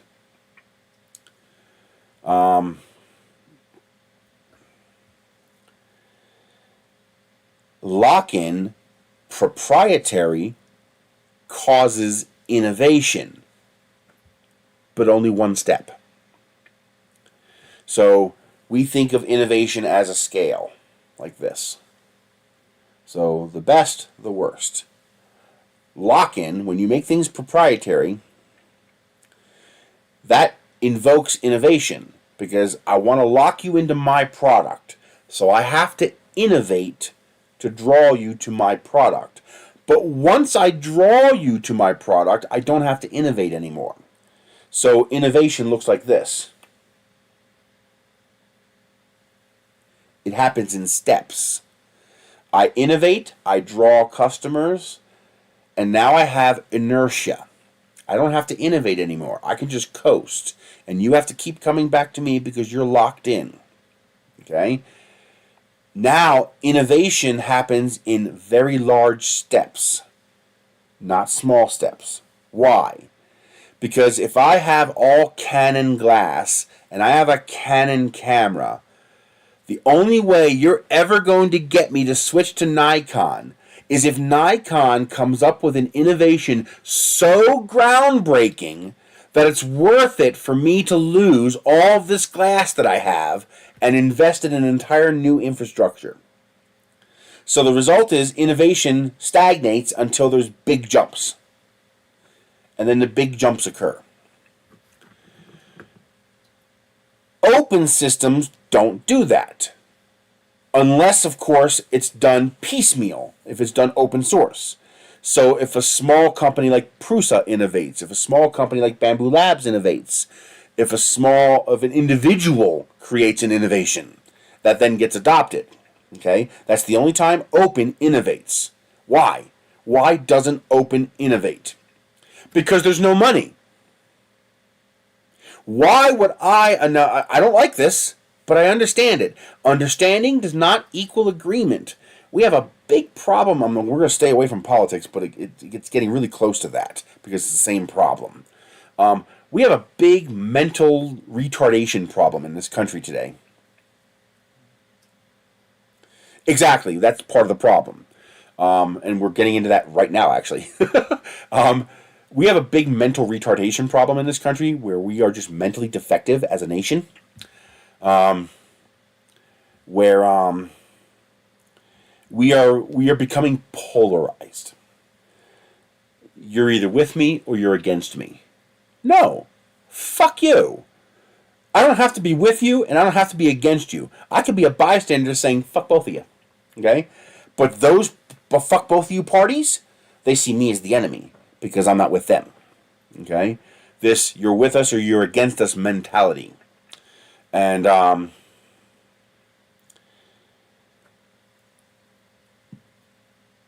but from a business point of view, it's not retarded. From a business point of view, it makes perfect sense. If I'm running a company, my purpose is to make a profit. Why in God's name would I spend millions of dollars creating an innovation in 3D printing that 100 Chinese manufacturers can go and duplicate 24 hours after I make the innovation. I want you to spend $100,000 of your hard-earned money. Yes, that's right. You're going to go to the bank and you're going to get a business loan for $100,000. And you're going to get a 3D printing innovation. You're going to come up with a 3D printing innovation. You're not allowed to patent it. You're open source, right? This is open source, right? So no patent. I want you to make your 30-year mortgage payments on that $100,000 loan to create that 3D printing innovation. And then Chris Taylor's going to come along with Tron XY 3D printing and go, and there you go. I duplicated your innovation overnight, spending nothing. And because I spent nothing, and because I don't have a 30-year mortgage on a $100,000 business loan to pay off the cost of that innovation, I can undercut you in price, and there's not a fucking thing you can do about it. Because I don't have a $100,000 loan to pay off. You do. I want you to think about that for a moment. Now you know why there's no innovation in 3D printing. Now you know why innovation is dead in open source. Because there's no incentive. Unless two open source innovations come together. And that's the only way that we see updates in 3D printing. When this open source venture becomes mature enough and this open source venture becomes mature enough and the two groups realize, hey, we can put these two things together. Then innovation occurs. Okay? Oh yeah, look what happened to Slice. Look how many dupes there are. Look at CHT. Look how many dupes there are. Okay? Actually, the current CHT knockoffs aren't even violations of their patent. They came up with a completely novel way that's actually better. Okay? Somebody came up with a novel CHT clone that's not a violation of the patent, and it's actually superior. The ones that use they just put a big hole in the nozzle, and then the 3-channel part is just a copper slug that gets press fit in. Genius! But all that money that CHTs, that Bondtech and CHT spent to patent and to develop this, wasted. Okay? This is why you don't see innovation in open source industries. And the reason you don't see innovation is because I have to spend money to innovate. But the copycats don't.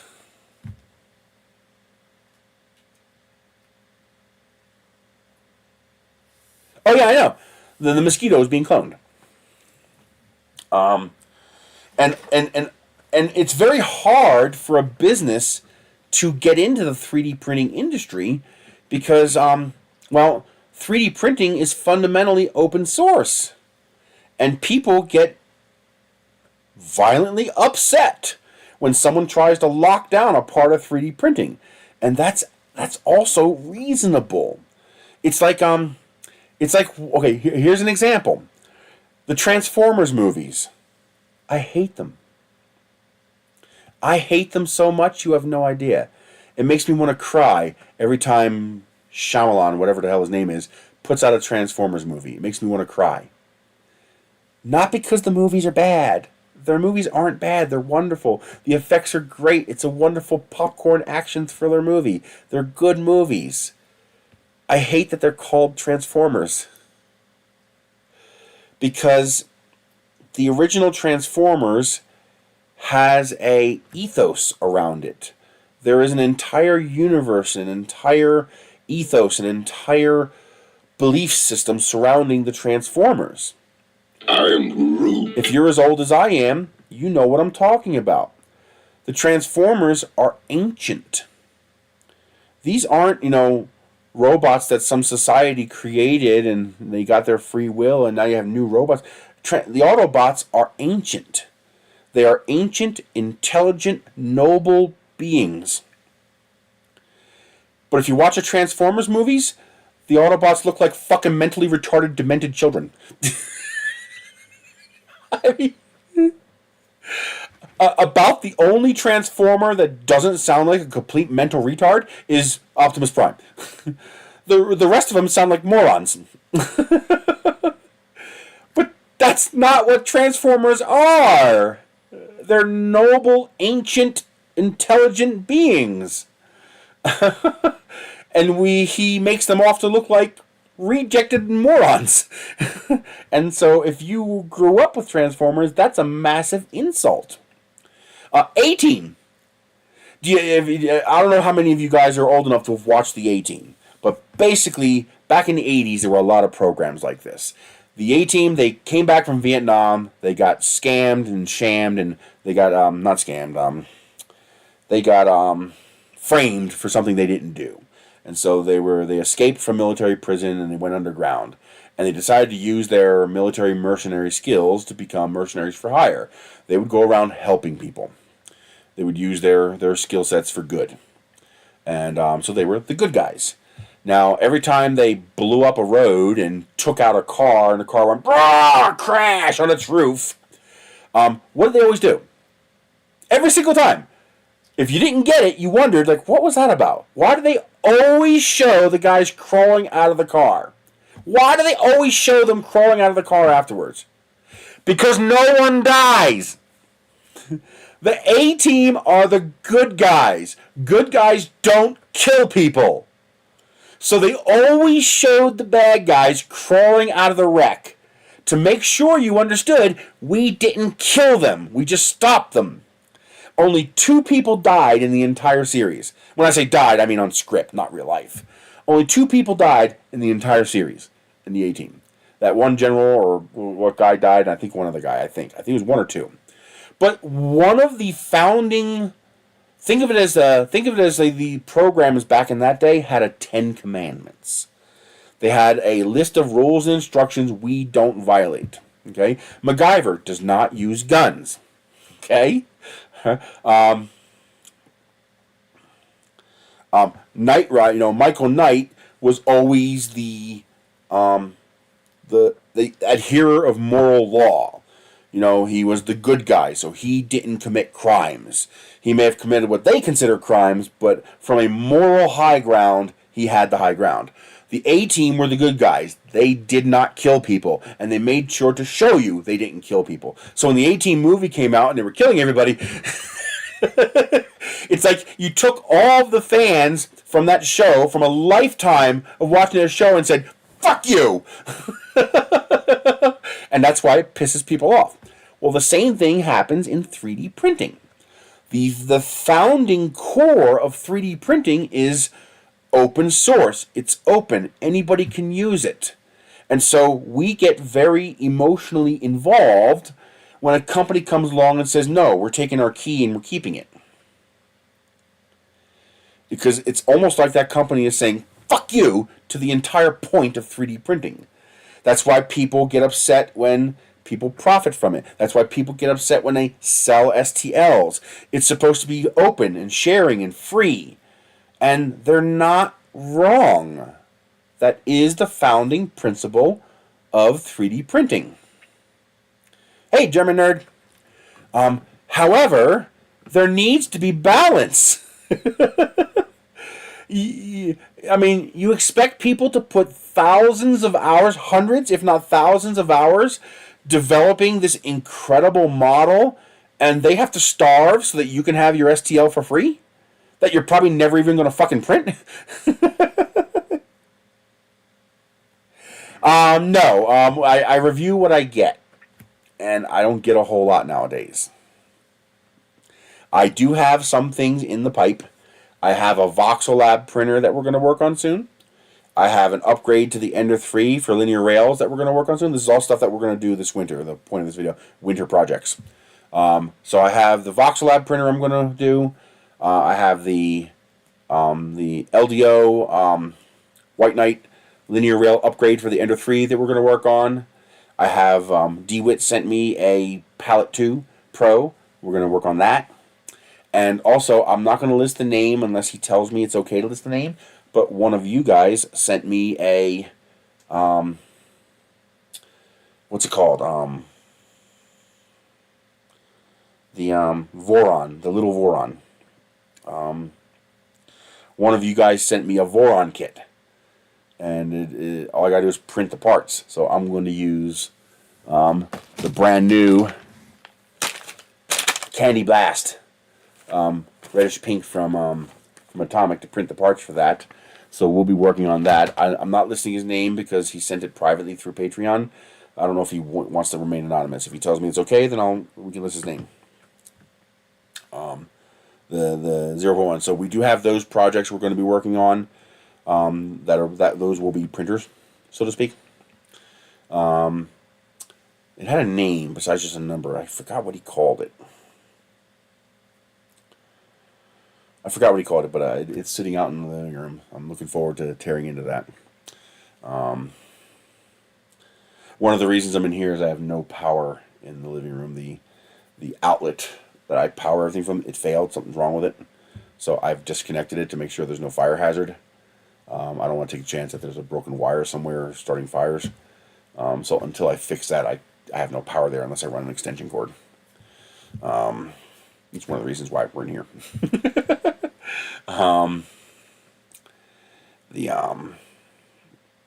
But manufacturers just aren't sending me printers.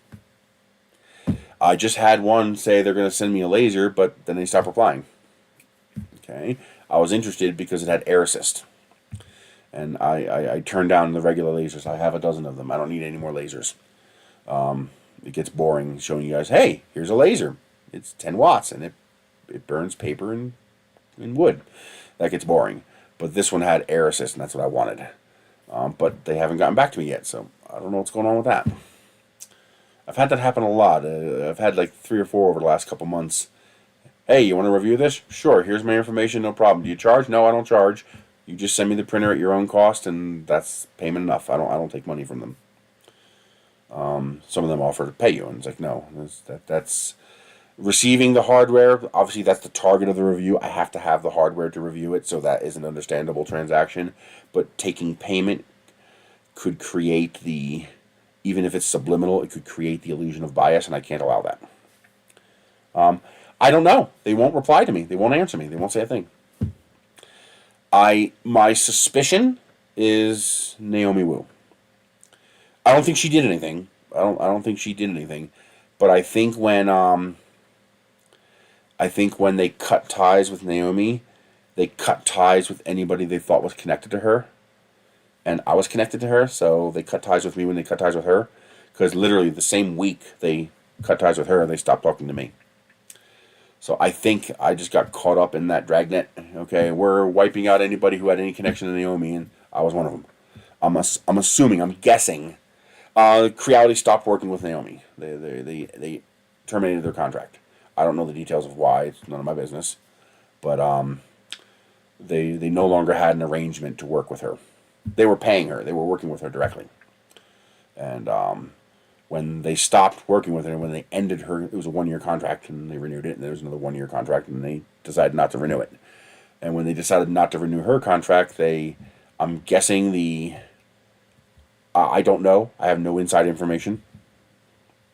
I'm guessing that it was not an amicable separation, that one or both party was not happy, because they appeared to cut ties with anybody who they could connect to her. Nothing I can do about it.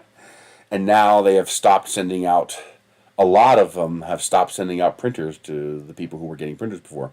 Now you have people in other countries getting printers, but not too many in the U.S. anymore. The big guys still get them. Jesse still gets printers. Printing Nerd gets printers. The big guys still get printers. But the little guys in the U.S. don't seem to be getting too many in the way of printers. Or they've gone to new people. Like I noticed Aurora Tech, very good channel. If you haven't seen their channel, that's a great channel to watch. So I have to figure out new things to do. In the past, I would get so many printers that every other week I would have a new printer to do, but now I don't get any. So, not a whole lot I can do about that. I can't control that, and I don't make enough money to be able to just buy a printer.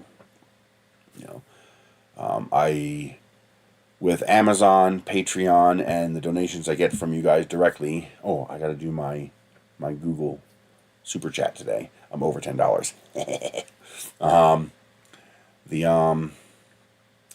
I'm only pulling in about $400 a month, $450 a month.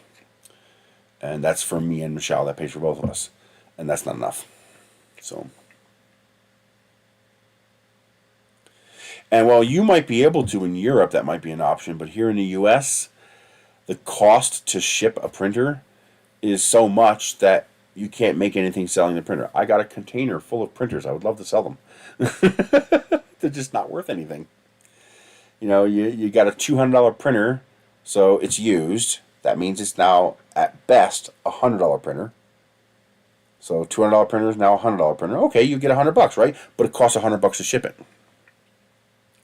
Even if I dismantle the printer, really dismantle it, which the customer is not going to like because now they have to rebuild it. If I fully dismantle the printer, you know, it's still going to cost $60 or $70 to ship the printer, and then I got to pay tax. So I'm going to make $20. It's not even worth my time to go dig out all the parts for the printer and find a box to put it in. For $20, it's not even worth my time to bother.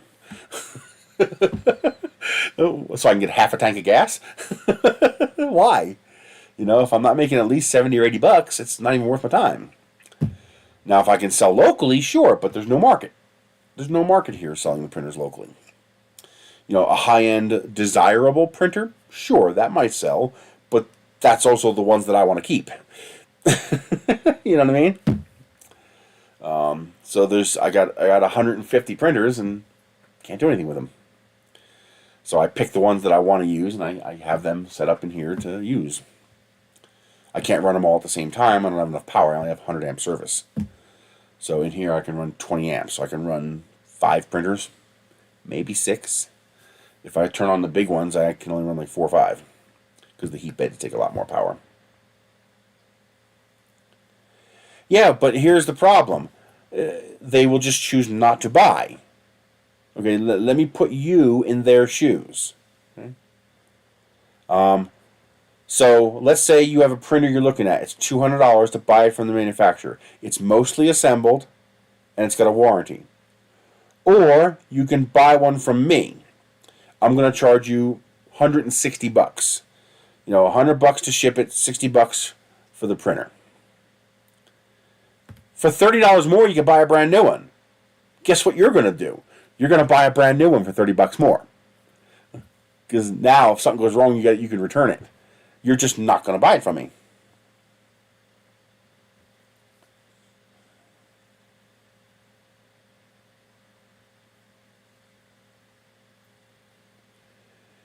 Well, the problem is, running a printer off of solar power is not that difficult. Running a printer at night on solar power is difficult. So, for example, let's look at an Ender 3. An Ender 3 consumes 154 watts. Probably slightly less. The CR6SE consumes 154 watts. That's its average hourly power consumption.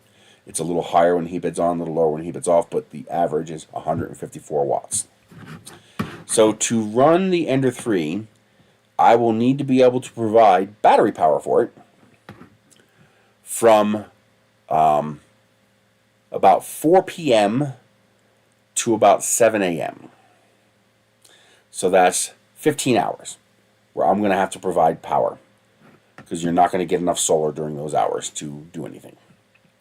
So 154 times 15. That's 2.3 kilowatt hours.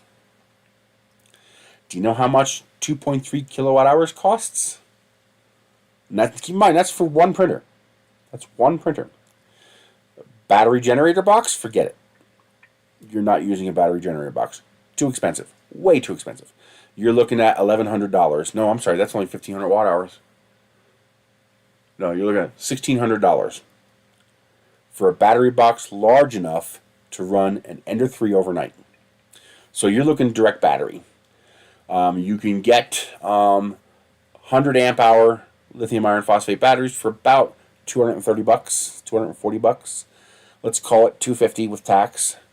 So you need 2 of them because that's only 1.2 kilowatt hours. So 2 of them will be 2.4 kilowatt hours, which is just enough, just barely. Okay. That's 2.4 kilowatt hours. And so 200 amp hour batteries will be enough to run that printer overnight. That's $500. Then you need a charge controller. Now, because you have two batteries, you can put those batteries in series, 24 volts, which means you don't need an inverter. You can plug the printer directly into the batteries because the printer runs on 24 volts. So you can you can get rid of the power supply and go 12 volt direct to the batteries. So that's a good thing. It's going to save you a couple $100. So you need a $500 battery pack and you need a $20 charge controller. The $20 charge controller is just to properly feed the solar power into, well, probably more like $50 charge controller. The $20 one might not be good enough for that application. So $50 charge controller. So $550. Oh, did it work for the CPAP? It was good for that? Was it able to go overnight?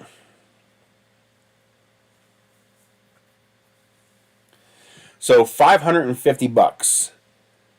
Now I can run a Ender 3 from 4 p.m. to 7 a.m.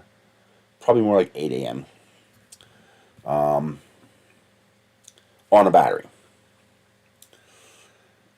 But now you need solar panels. And you need enough solar panels to both power the printer and fully recharge that battery in 9 hours. You're going to have about 8 or 9 hours of sufficient sunlight to charge that battery. Let's assume you get lucky and you get 9. So 9 hours, I need 2.4 kilowatt hours plus 2.3 kilowatt hours times 1.1. I need 10% for losses because you're going to lose in the wires, you're going to lose in the panels, you're going to lose in the charge circuit and charge process. So you need about 10% to cover losses. I need to generate 5.17 kilowatt hours of power in 8 hours. Divided by 8, that means I need 640 watts of solar panels. And that's barely. In reality, you're going to have to shoot higher because now 640 watts is what we need. You also need to cover solar losses. Your solar panels will only generate 640 watts in direct, pointed straight at the sun, perfect sunlight. And that's summertime sun when the sun's overhead. That's for one printer. One.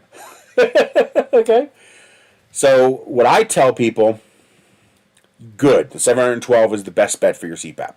And that should leave you enough to run a TV for a few hours too. Especially a smaller one like a 32-inch. Make sure you get an LED TV and not the CFL TV because the CFLs are going to take more power. The LED should be more power efficient. But look at the ratings for how much power they consume. So the reality is, I tell people, you need whatever solar you think you need double. And sometimes you need triple. Because 640 watts, you need about a kilowatt. And that's in the summertime.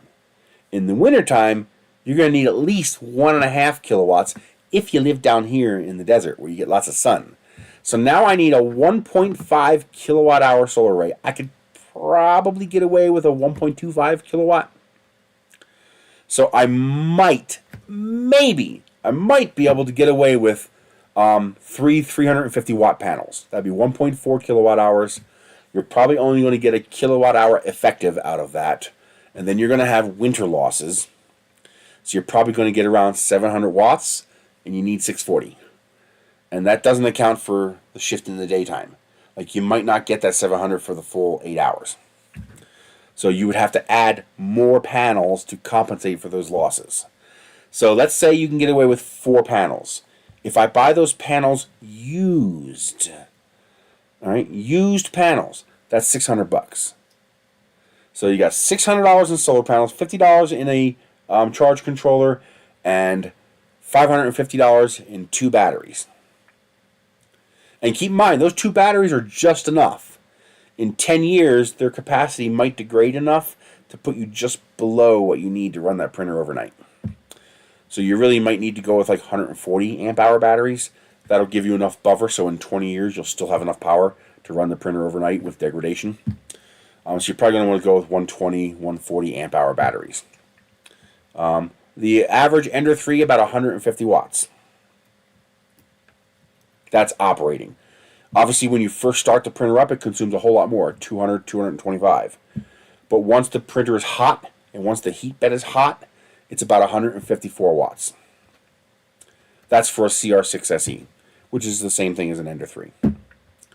Now, you will gain a tiny bit by not having to have a power converter, since you're going to run direct DC.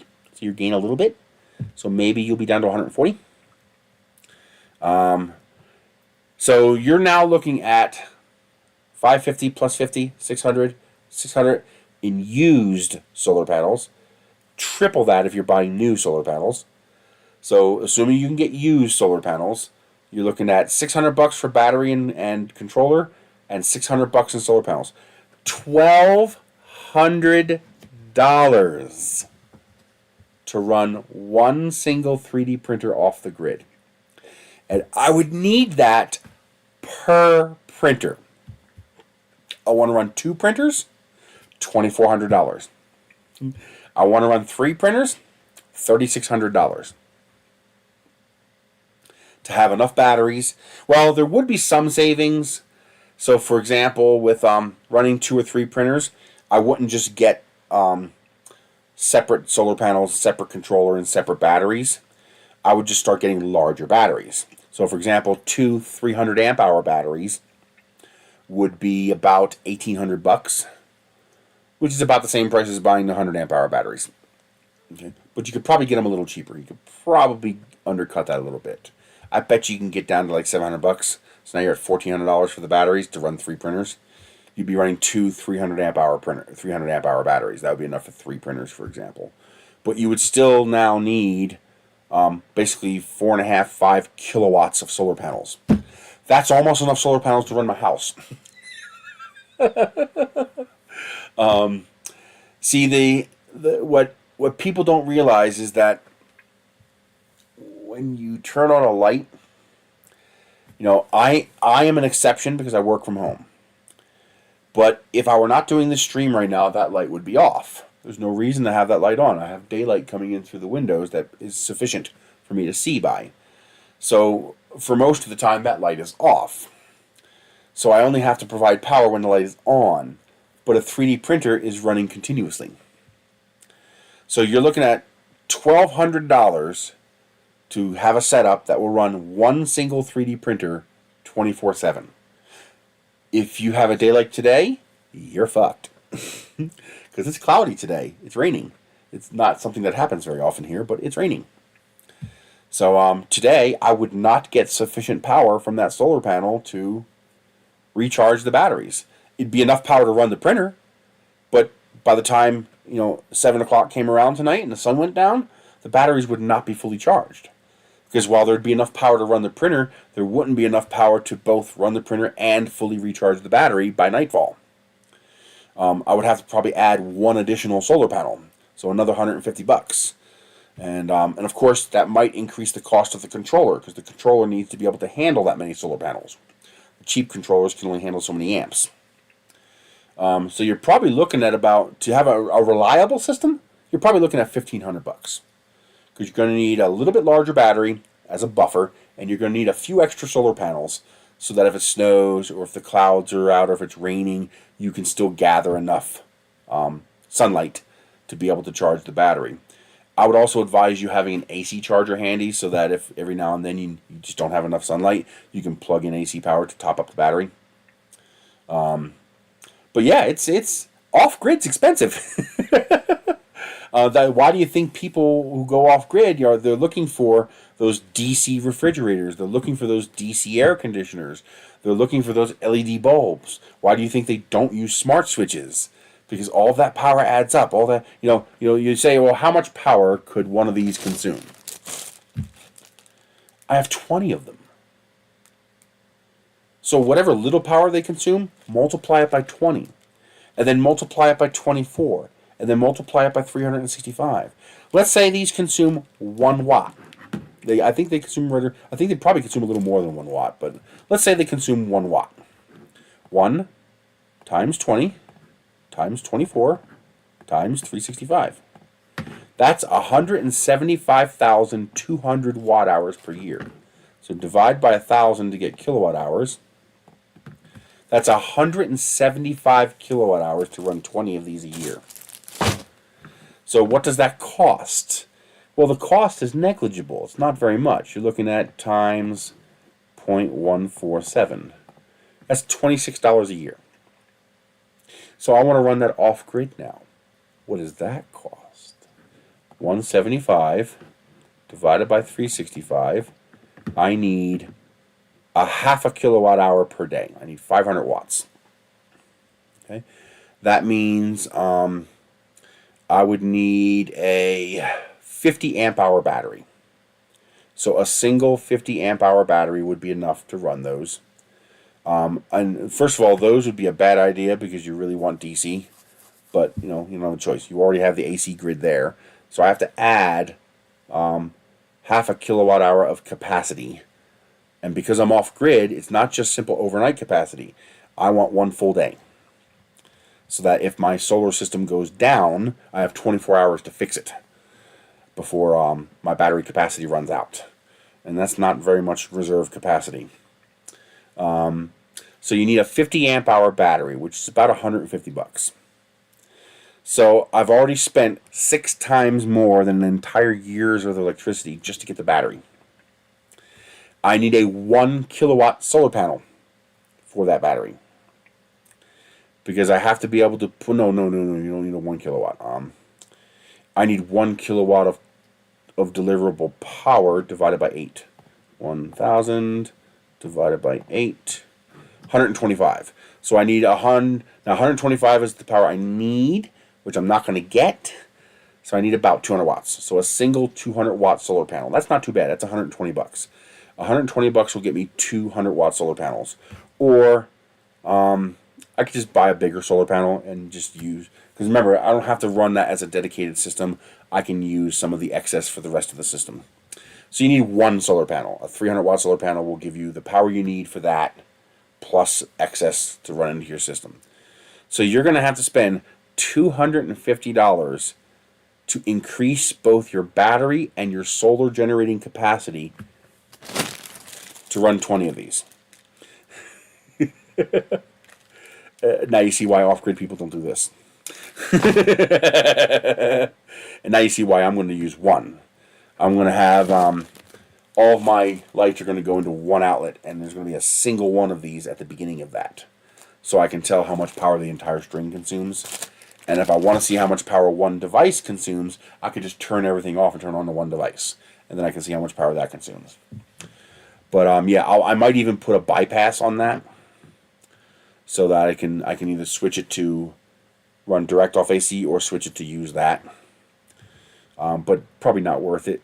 1 watt, 2 watts, whatever, it's just not worth it, because I'm only going to run 1. But if I wanted to have 1 of those on each of these, that's a lot more power. That's why you use things like this. These are switches. They're not smart. There's nothing smart in this. It's literally just a wireless controller to a relay. And so these consume a whole lot less power. I don't even think they list how much power it consumes. It's so little. This is only rated for 10 amps, which is more than enough for the entire circuit, actually. I don't think this is Wi-Fi. I think this is strictly... This should be strictly a switch. So this connects to this. Press this, this turns off. Press this, this turns off. But these will consume some power, but that power should be incredibly negligible. I'll find out more later.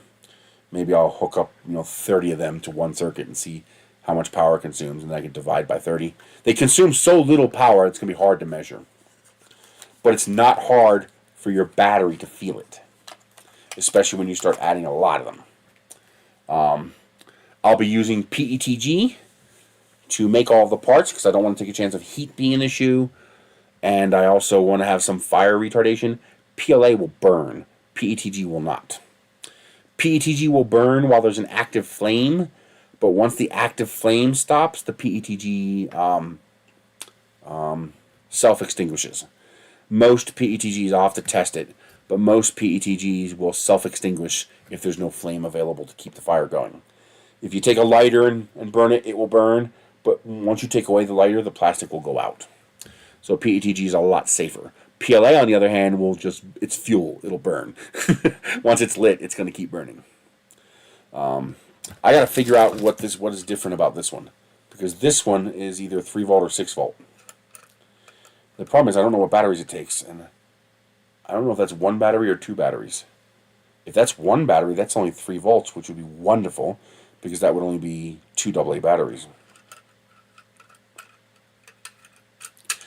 But those are 12 volts, which means they're not as good. That's why I stopped buying. Once I realized they were 12 volts, I stopped buying them. I was like, no, I don't want that. I mean, the batteries will last longer, but eventually you're going to get to the point where the batteries are going to leak because they've been in there so long. So I have to 3D print housings for all of this. I also need to print a mount for the ceiling fan in the kitchen. These ceilings are tilted like this. So when you put something on the ceiling, it's not sitting like this, it's sitting like this at an angle, which means the fan is not sitting like this, it's sitting like this. So I need to 3D print a wedge mount to make that angle change so the ceiling fan will be sitting horizontally on the one above the kitchen table. We were chucking water bottles back and forth, and I hit the light bulb and shattered it, but it still works. So it's just bare LED elements hanging down. We had to make sure we clean up all the glass, because, man, that stuff was nasty to go right through your foot. So,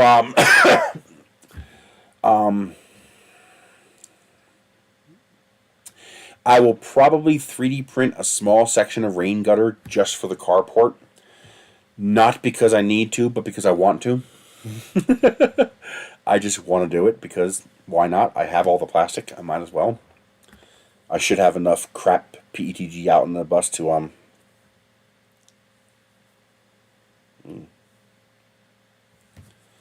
feel something in there. Do I have something I can dig it out with safely?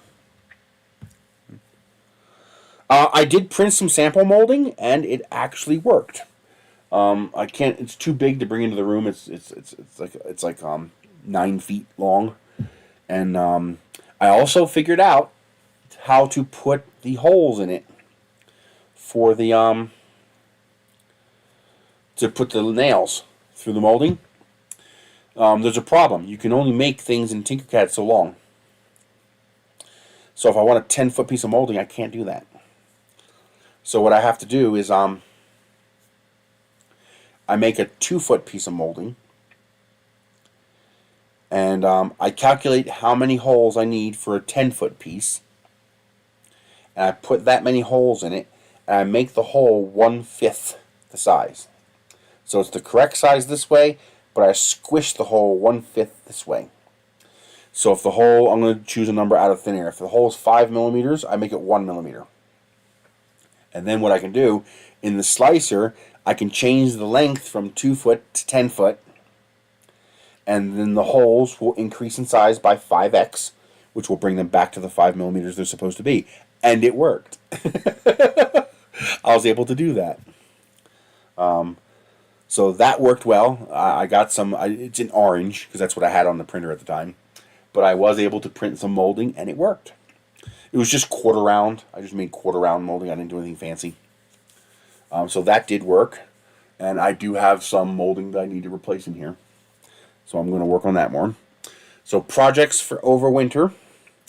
I want to work on the molding. I want to work on the gutter. I'm going to buy gutter material for the rest of the house. But for the carport for now, I'm just going to print one just because I can.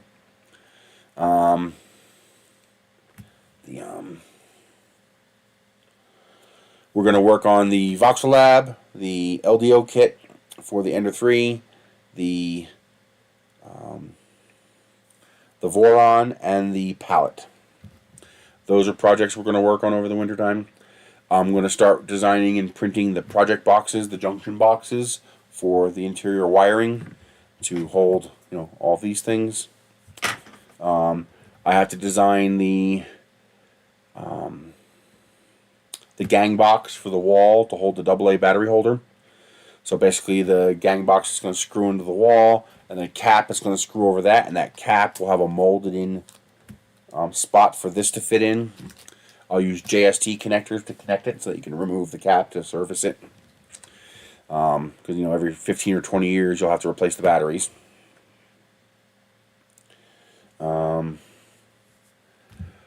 Anything else? The wedge for the ceiling fan, I want to get that done. I want to temporarily get a ceiling fan installed in Michelle's room, so I'm going to probably 3D print a temporary mount to use one of my little USB ceiling fans so she can have a fan in her room. Although that's less important over the wintertime. What else? I think that's basically it. I can't think of anything else immediately offhand.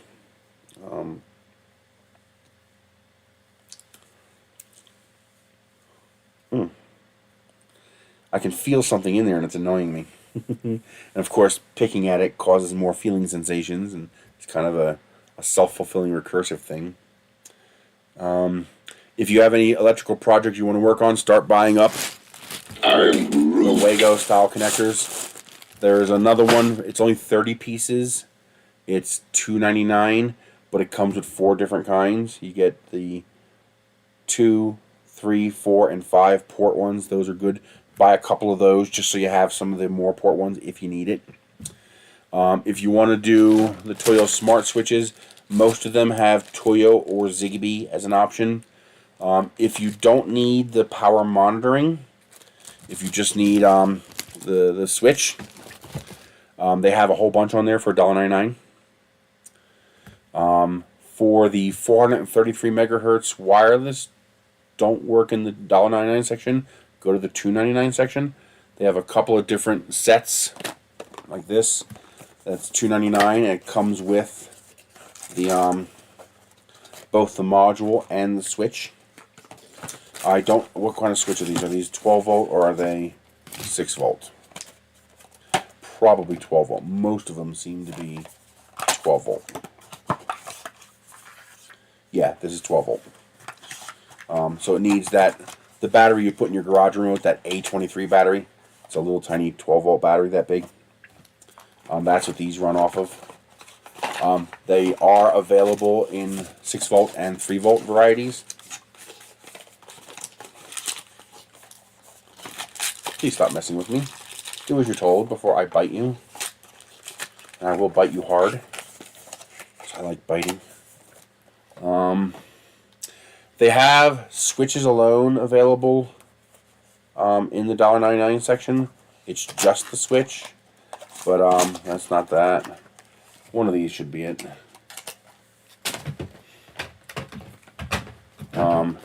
Not really worth it for getting the single switches. You're better off getting the switch combo kit for $2.99. But some of them, these are all singles for some reason. But I wonder if they screwed me and they gave me the singles when I asked for the 3 gang.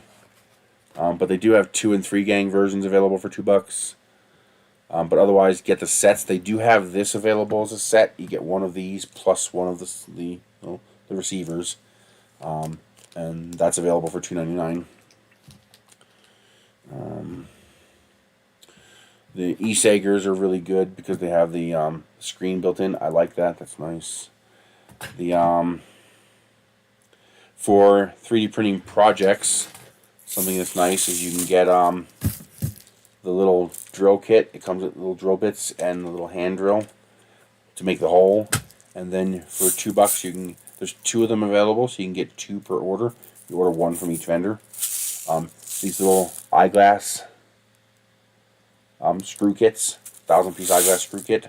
These are not. One of them is pointed, so you'll be able to thread it right into the plastic. But most of them are designed to work with washers and nuts, which it includes. Good for really micro 3D printing projects that you want to put together. You buy 2 of them and it's a lifetime supply. You can get cheap SD cards. Where did I put it? There's a vendor you can get like 1 gigabyte cards for like $1 or $2 a piece. So I ordered 10 of them. For a 3D printer, 1 gigabyte is plenty. Also for these little tiny cameras, these little cameras are still available for $2. They're only VGA, they're not 1080p, but the 1 gigabyte cards are perfect for them as well, because if you crash it, you only lost $3. That's nice.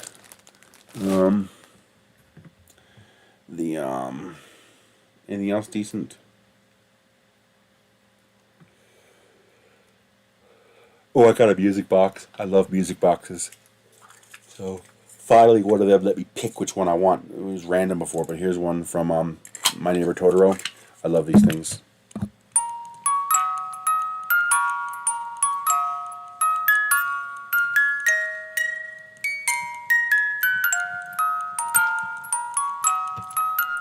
I love that stuff.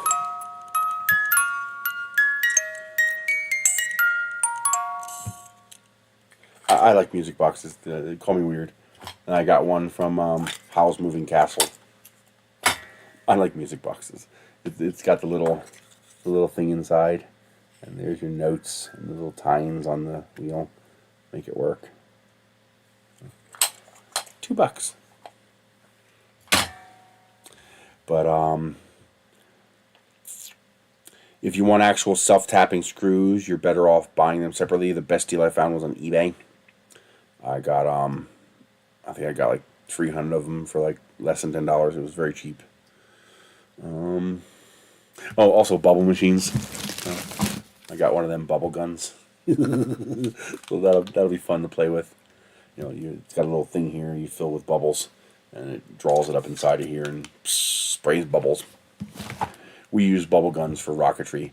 You turn them on and bubbles flow across the field, and when you see the bubbles start to go up, you have a thermal. Oh, I also got a new set of clippers as a light for the cat for clipping his nails. These seem to be built a little better, so I'm hoping they'll cut a little more cleanly. Maybe he won't mind it so much when I cut his nails. Because, man, are they getting sharp. Oh, God, they're getting sharp. What else? I can't think of it. I got a couple holders that I got to print to, hold these different things. Like one for the fridge, so I can, permanently attach to the fridge and then just slide this into it. By the way, the holder I printed for the Honeywell doorbell, I have a Honeywell doorbell, wireless doorbell. It's got the button on the outside, and you got a big speaker box on the inside. Runs on D-cell batteries. In 3 years, I still haven't had to replace the batteries, so that's good. But the reason I get the Honeywell is because you can actually plug a USB cord into it, and it shows up as like a little tiny thumb drive, like 30 megabytes or something like that. And you can upload MP3s to it. So my doorbell for my house is the A-Team. Because I just took the A-Team MP3 and put it on there, and then I can pick it. And so that holder is still holding up fantastically. No warping, no bending. But that's inside, so it doesn't get exposed to heat. And actually, I think I used the Alien 3D Blood Diamond Red, the one they had, the Knight's Demon Red or whatever it is they had. That was the color I used for that one. I like that a lot. And I'm gonna also print some holders for. I'm starting to get a bunch of these. And I have measuring cups like this. These are ones that they can expand. So now you have a little strainer, and then when you're done washing it out, you can fold it up, and it takes up less space. This one you can hang by a nail, so that's probably what I'll do. But a lot of the other ones don't have holes for you to hang it by, or they're too thick. So I'll 3D print a little mount to slot it into to hold them. And, so that's other projects I'll be working on. That's basically it, though. I'm probably going to eventually make the Voron and the palette one setup. So use the pallet to feed the Voron, since the Voron is faster and multicolor prints take a long time. So by using a smaller build volume and a faster printer, I can maximize efficiency of doing multicolor prints. Not a whole lot. I did get some decent deals from Amazon, of all places. They had no. The rockets are getting ready to be released. Like I said, now that school has started, some of the flying has slowed down. So I'm still waiting for a few test results back from people who volunteered to fly them for me. I didn't go to the rocket launch this month. I didn't have enough for gas. It's 100 miles round trip, so it's actually a substantial amount of gas to go there. So I chose not to go this month. I'll go next month. But yes, I think I've got everything fixed. I think I have all the upgrades necessary. I think I've adapted all the parts necessary to make it work. And I'm just waiting for test flights of the new updated parts. Once I have those test flights of the new updated parts, because the first set of test flights exposed some problems. So we have to now correct those problems and iterate, make it better, and do it again. Once that happens, I'm hoping within the next couple weeks, I'll be able to get those rockets available.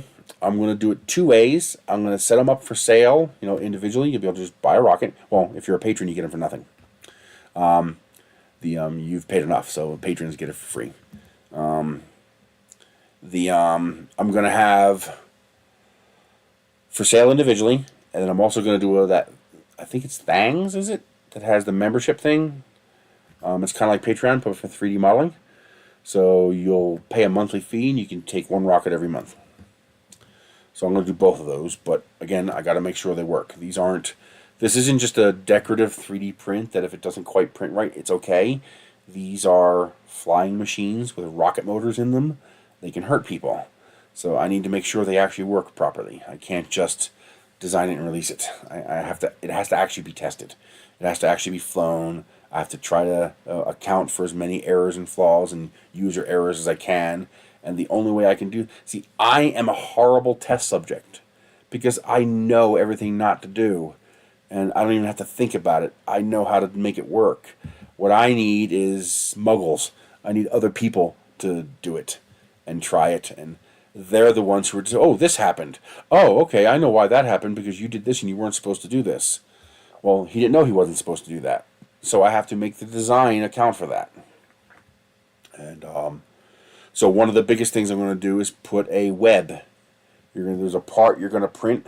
It's going to be basically like a drain grid, like a drain cover, with slots and holes in it. And that web is going to get glued into the bottom of your top piece. I could make it printable, but it's kind of silly. I'll make one that's printable as well, but it's kind of silly to make it printable if you don't make it a whole piece if you don't have to. It's just going to be, you just stick it in your bottom piece and glue it in place. And what's happening with some people, how do I demonstrate this? So here's your rocket, and your motor's down here, and here's the rest of it, and up here is your nose cone, and your parachute is in here. Well, what happens is the parachute slides down to here, and if the parachute gets jammed down here, when that ejection charge fires, all of that hot gas is now trapped in this little tiny space. It might only be for a few milliseconds, but all of it is in this tiny space. That means all of the heat is concentrated in this tiny space, and this melts.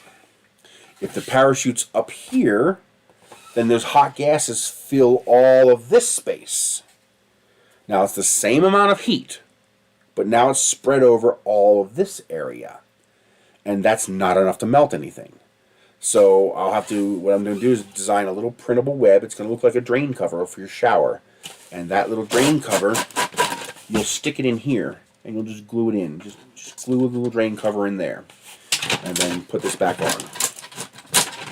Or, actually, better, glue it right here. Yeah, that's what we're going to do. It's going to glue right here. That would be a whole lot easier. So you glue it right there, and that creates a little net right there. So now the parachute can't go any further than here. So if you shove it in too far, if you wrap it wrong, or if the G-forces of liftoff are strong enough to yank that parachute back, it's going to hit there and stop. And that means this will always be maintained as a large volume for the ejection charge to fill so that it doesn't jam. Also, by having a parachute so close to the ejection charge, sometimes it can twist it from the force of the ejection and the parachute gets jammed inside the end of the tube, which again will cause a failure to deploy the parachute and also cause this part of the tube to melt. So by putting that little web right there, that little tiny update, I guarantee that the ejection charge has to heat up this entire section before it can melt anything. And that's usually enough to prevent any sort of melting. So, I don't have that problem because I subliminally, without even thinking about it, know to make sure the parachute's not going to do that. Other people don't. And because they don't, they make that mistake. So I have to make sure either my instructions or better, the model itself prevents them from making that mistake. Keep in mind, that's not unique to plastic models. If that parachute slid down on your paper model, the ejection charge would cook your paper tube just as effectively as it cooks the plastic tube. Meaning, it would break your model even if it wasn't printed in plastic. Although a paper tube could probably handle one or two of those before it fails. I also found out I need a longer stuffer tube. I was using a minimum section of paper tube inside. I need to use more to give that ejection charge a chance to cool down just a little bit before it reaches the plastic parts. Again, that's something that is a combination of the two problems. So I would never experience this problem because I subliminally know how to prepare my rockets correctly, which is why I need other people to test them. And not just, printing them doesn't help me. Printing them helps me make sure your printer works and your settings work, but you got to actually fly it. I need you to put a motor in it and launch it and see what happens. And I need failures. Because failures give me data that allows me to improve the model and make it better. Now the good news is, once I make these corrections, I don't have to repeat it for new models. So if I make the corrections for the 120 millimeter airframe and I design a new 120 millimeter airframe rocket, I don't need to repeat all those tests because it's the same airframe. It's going to have the same problems. I'll need to test for strength and stability, but I won't need to test for heat resistance, ejection charge, stuff like that. Once I make the correction to one model with that airframe, that correction can now be applied to all the models with that airframe in the future. So I don't have to retest. But initially, I've got to test. I need 40 millimeter tests, 60 millimeter tests, 80 millimeter tests, and 120 millimeter tests. I'll be doing the 120 millimeter tests, and maybe some high power guys might be interested in helping me with that. Right now, I've got people testing the 80 millimeter airframe. That's where I've gotten most of my test results back from. What I really need, though, is the 60 millimeter. I'm doing some of that flying. I flew the Lodestar, and I flew the SDI, and I flew the Sentinel. Sentinel was 80 millimeter. The Lodestar and SDI were 60 millimeter. That's the important one, the 60 and 40, because that's what most of my models are going to be. I've given up on the 80 millimeters for now. It's too much. It's too much moving back and forth. I keep getting partway into projects and moving on, and so they never get completed, and that's bad. So I gotta concentrate on one. So it's 60 millimeter. I'm just gonna stick with the 60 millimeter. Big enough to be fun, small enough to be cheap to print. 60 millimeter is a good compromise. That's a 2.5 inch airframe. Once I have a good line of 60 millimeters, then I can start branching out into other airframes. And but it sucks when I have to make a correction and then I have to go to 10 different files and make that correction. That really sucks. So I need to get all the corrections done first.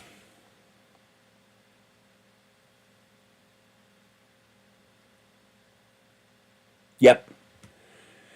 And if you do have problems, you may subconsciously work around those problems. That's why you can't proofread your own text. Because when you read your own text, you will read right past a misspelling and not even realize it. Because your brain will just automatically make the correction for you subconsciously. So you have to have a third party proofread because they didn't write those words. So when they see a bad word, they're much more likely to notice it. Same thing with this. I need other people to test. And the problem is that's a pretty big ask, because you're literally asking that person to spend their hard-earned money to burn motors for your models. So they have to, number one, be interested in your model, and number two, be capable of testing your model. There might be plenty of people interested in my model, but not interested in giving me money until it works. Well, asking them to spend money is not that different from asking them for money. Rocket engines aren't cheap. A basic 24 millimeter, mid-power rocket motor is $15 to $20. So I'm asking this person to spend, or let's say 12 to 20. I'm asking this person to spend $12 to $20 of their own money when they could put that into one of their own rockets that they know works. So it's not like I'm asking for nothing. It is a pretty big ask. And but I need it. I need other people to test it to find the flaws that I won't find. Like I would have never thought to test what would happen if the parachute slid down to the motor, because I know you're not supposed to do that, so I know not to let that happen. And that's not even I'm thinking about it kind of thing. That's just subconscious. From 30 years of experience, I know not to do that, so I don't even think about it. But a new user is not going to think about that. A person who's not experienced is not going to think about that. And that is a very plausible failure mode. So I need to modify my design to account for that. That's why I redid the motor mount, to have the cylinder part interface with the cylinder, because this part of the model is substantially stronger than this part of the model. And that's because 3D printing is made up of layers. So this here is a filament layer. And when you print the cylinder, you're printing layer on top of layer. Okay? Those are your 3D printed layers. They're nice and strong. But when you print that angle part, that is not this. It's this. That's what the angle part looks like. It doesn't look like this. It looks like this. And as you can see there, only half of each of the filament layers is actually touching the previous half. While in the cylinder wall, you have a 100% contact patch. When you print a 45-degree angle, you have a 50% contact patch. So this joint is a lot stronger, a lot more flexible, and requires less heat to deform. So instead of having, this angle part here interface with this angle part here, instead I continue this up to a small cylinder section. And that cylinder section interfaces with this cylinder section inside here, which protects the weaker angled section here. So the heat can't get to that part until it gets past the cylinder part. And if it gets past the cylinder part, well, your rocket's melting in midair. So those are things that I never would have thought about until I encountered that failure mode. And like, oh, okay, I can fix that, but I can only fix it because I'm now aware of it. If I hadn't flown the model, and if that model hadn't jammed, in my case, it was because the model wasn't long enough. The parachute took up the entire space. There was only a little bit of space left for the ejection charge, and it was too tight. I knew it was too tight. I gambled there'd be enough pressure to push that nose cone off, and it probably would have been if it was airtight sealed, but because the gases had other places to go, it wasn't enough pressure to push the nose cone off. But that exact same thing will happen if the parachute falls down to the bottom. So that's a failure mode that I would only discover after flying it and having that failure mode happen. So it's not as simple as, just 3D print a squirt gun and let everybody play with it. Okay? This squirt gun isn't going to do 300 miles an hour as it augers into the ground through the roof of your car. Okay? The worst that this will do is get you wet. Okay? So I can't just release and pray and then make corrections. I have to make sure to at least some minimum degree the models are going to be safe. And go from there.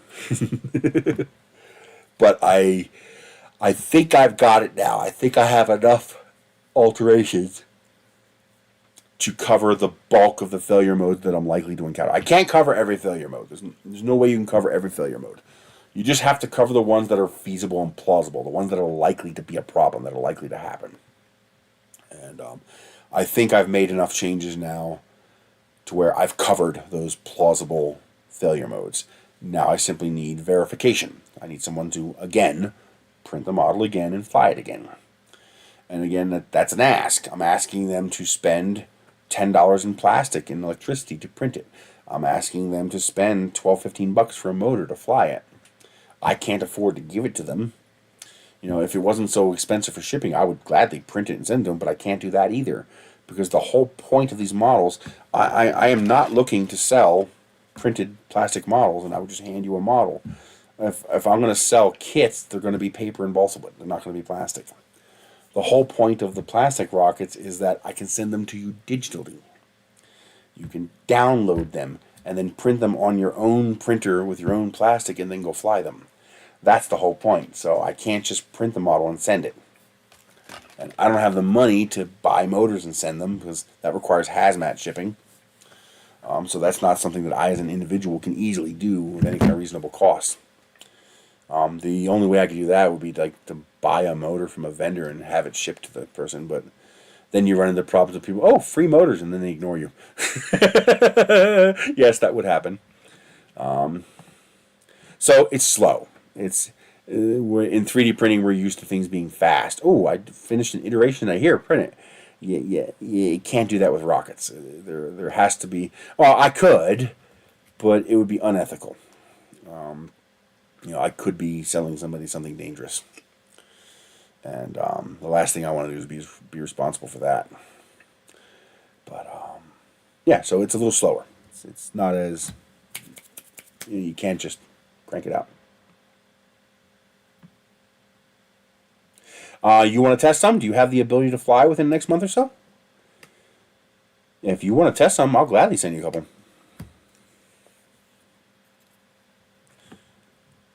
Right now I have 3 people testing, 2 are active. Excellent. Send me an email, 3dprinting@nerese.com. Say, hey, this is Chris from the stream. You said I can test some models from you. I'll send you some test files. If you want to pick a certain model, you can do that too. Because I need different models tested. And, I'll work with you directly, one-on-one. So I'll give you instructions, print the test part, make sure it works, make sure it's safe. The big thing is the first thing you're going to print is you're going to print a little section like this. It's got a lot. This is huge. It's going to be half this size. But you're going to print a little tube section of the rocket, and you're going to test that to destruction because you have to make sure that the... Boy, it's even hard to find it so good. You have to make sure the seam that goes all the way through is actually strong. Ideally, you want to use PETG.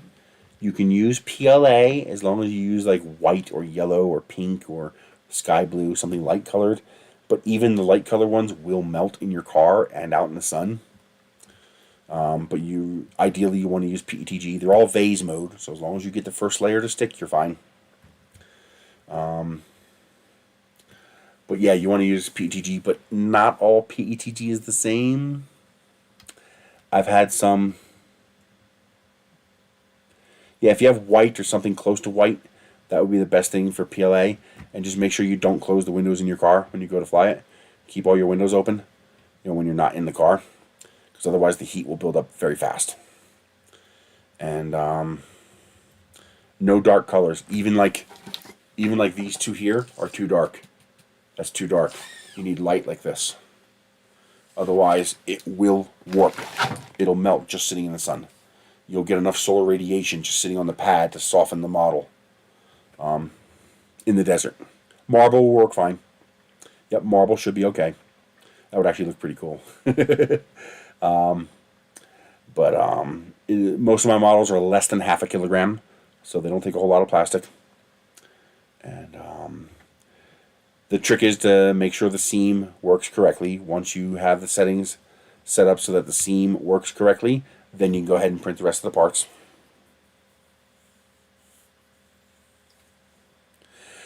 Printing PETG is a lot easier when you're printing my models, and that's because there's no stringing. There's no stringing because there's no retraction and there's no travel moves. My models are vase mode, so they are one continuous extrusion. As long as your first layer sticks, you will have no PETG problems printing my models because they're vase mode. You're going to go, wow, that was easy. But PETG has over 70 Celsius TG, which means it can handle being in your car and being out in the sun. You still have to be careful with the darker colors. I have had PETG warp just a little bit when using black and dark brown and stuff like that. But pretty much anything not black is usually okay with PETG. You'd be surprised how fast these things can heat up. So PLA you just have to be careful with. Now in the wintertime you're fine. You know, just keep them out of direct sunlight, you know, during the midday and you're fine. Because it doesn't get hot enough. Unless you're in Phoenix. I tore up my toe real bad. I had an itch and I started scratching it and I wasn't paying attention. I just kept scratching and scratching and scratching. And I literally scratched right through my skin. Ouch. It hurts. And the worst thing is, it's hard to wear shoes because the shoes press on the sore. It's right where the shoe touches the toe. And if I put a Band-Aid on it, it stops the shoe from hurting it. But now the Band-Aid traps the moisture in and the scab goes away. It turns into goo. Yes, painting them is fine. Just don't paint them dark colors. Remember, it's not the plastic that's the problem. As when we're talking about color, it's the color that's the problem. So if you take a white PLA part and you paint it black, that's no different than printing it with black PLA. The color is what's making it absorb the solar radiation and making it hot. So yes, as long as you use light colors, you're fine. I would, well, it depends on the type of paint you're using. But you might need to very lightly scuff the surface or take the whole thing with some isopropyl to make sure there's no oils on the surface that would prevent the paint from sticking. I noticed with some even injection molded parts, I've noticed that if you don't prepare the surface for the paint just flakes off. I have a big 6-inch nose cone, injection molded ABS nose cone. It's not 3D printed, and paint doesn't stick to it. I'm gonna have to probably etch it, so sand it, primer, and then paint to get it to stick properly. That's the nature of plastic. But yes, I'll get them to you. But anybody else, if you have the ability to fly a model rocket, these fly on 18mm and 24mm motors. So you're looking at about a D engine. Anything less than a D engine is not going to be enough. So that would be like an 18mm D20 from Quest or an Estes D12 or like an E15, E20, F15, something like that. You can also put 29mm in if you want, but I wouldn't advise that for a first flight unless you know what you're doing. Just because we need to get it back to be able to to see if anything failed. And you will also need glue, and you will also need one piece of paper tube, the motor tube that gets glued into the motor mount. You'll need that one piece of paper tube. The rest of the model is printed. So this one I'm trying to do naked because I transition from 13 to roughly 24mm right here. The motor is going to stick up into the transition quite a bit, so I'm going to try this one without the without a paper tube, see how it holds up, and see if the plastic handles it.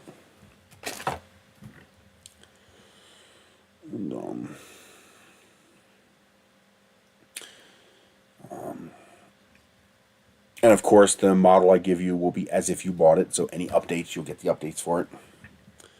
You just have to ask me for them, because there's no way for me to automate that. I wonder if there's a way for me to... I think the site I use allows me to create coupons. So I might be able to give you a coupon to... thank you, Chris. I might be able to give you a coupon to allow you to later on buy it for $0. This way you'll have that receipt with that link.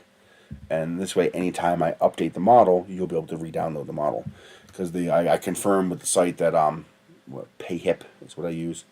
I confirmed that as long as you retain that email that has that link for download, it's good forever.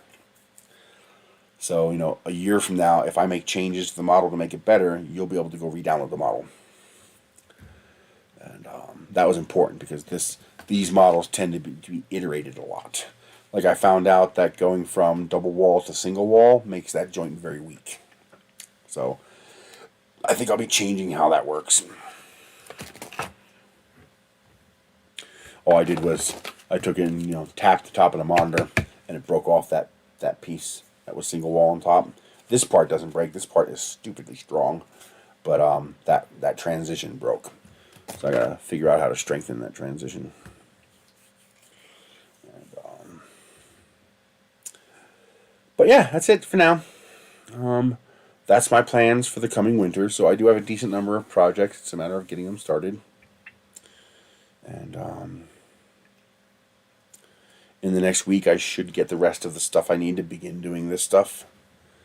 And one thing I might do, I might design the project box with a hole in it that I can stick a stick through, so I can press the button on the remote switch. So if I want to put a new switch in or add an additional switch, I don't have to go up on a ladder and open the box. I can just, you know, there's a hole, stick a wooden stick through there. You wouldn't want to use metal, but stick a stick through there to press the button. I'm going to see if that's feasible, see how reliable that is. Probably would be better to do what they do. So,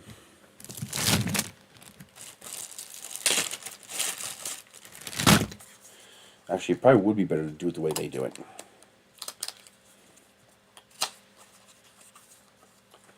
So these have a tab on the outside, and you can press that. And that actually presses the button on the inside. So I might do the same thing, have a 3D printed post, or a threaded in post, that leads to an opening like this on the outside. So I don't have to go poking something into the box where there's 120 volt electricity. This way I can have a similar button on the outside to press and hold to allow me to program new switches. Look into that. It's going to be a pain in the butt. It's definitely not going to be an easy thing to do. Not hard, but not, how do I describe that? It's going to be a pain in the butt to do, but I only have to do it once. If you do it correctly, once you go through the iterations to get it done one time, then everyone after that will print perfectly.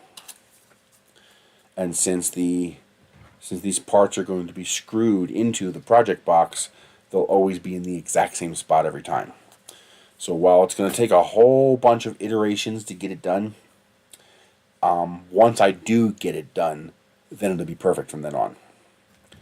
It's like when I do these, getting these to work properly is a real pain in the butt.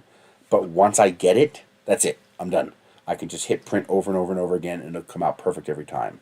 So long time to master, but easy to duplicate once you do master it. So I might do that. That might be a better option, because then you can just take like a broomstick and go click. And because I was gonna put the switch, you know, inside the mount for the light. So the wire would go to the switch and then directly to the light. That would reduce the number of connectors I need. So if I were to come out of this, I can then run a wire directly to the light, into the switch, and then the light into the switch. That would mean I only need this. But if I go from this to the switch and then the switch to the light, I also need some of these at the light to connect it. However, by having the switch in the project box, if I need to make any changes, repairs, or upgrades, I don't have to take down the fixture to do that. Everything will be in the project box. I can just open that and make whatever changes I need to make. So even though that increases the number of connectors, I think that will be better to do it that way. So I think that's what I'll do, is I'll do it that way. That's the other reason why I'm spending the extra to get these, even though I have more than enough of these to do it. Because this is one single unit that connects all the wires and has screw downs. So I'll be able to mount this in the project box and then mount this in the project box. Everything will be mounted. And I think that would be, in the long run, I think that'll be better. So, ow! Son of a bitch! The Royal Basmati rice was on sale again on Amazon, $1 a pound. So I got another 15-pound bag of rice. They also had maple flavored Spam for $2.15 a can. So I bought 10 cans.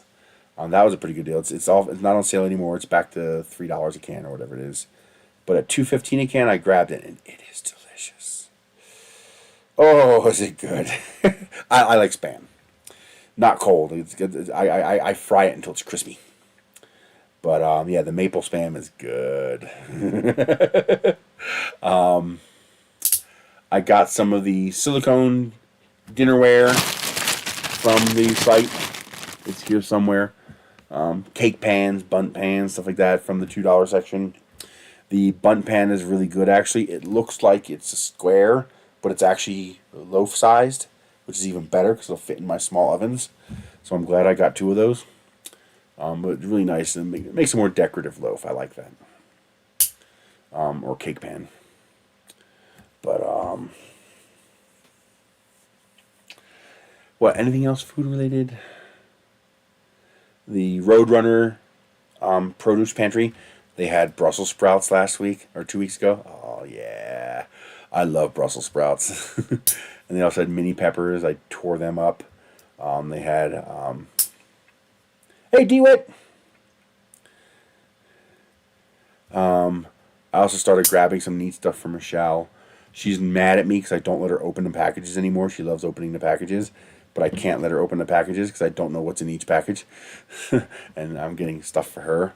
So I got her, she likes these little purses like this because it's just enough room to hold her cell phone, wire, and her wallet will fit in this, and then you just carry that instead of a big giant purse.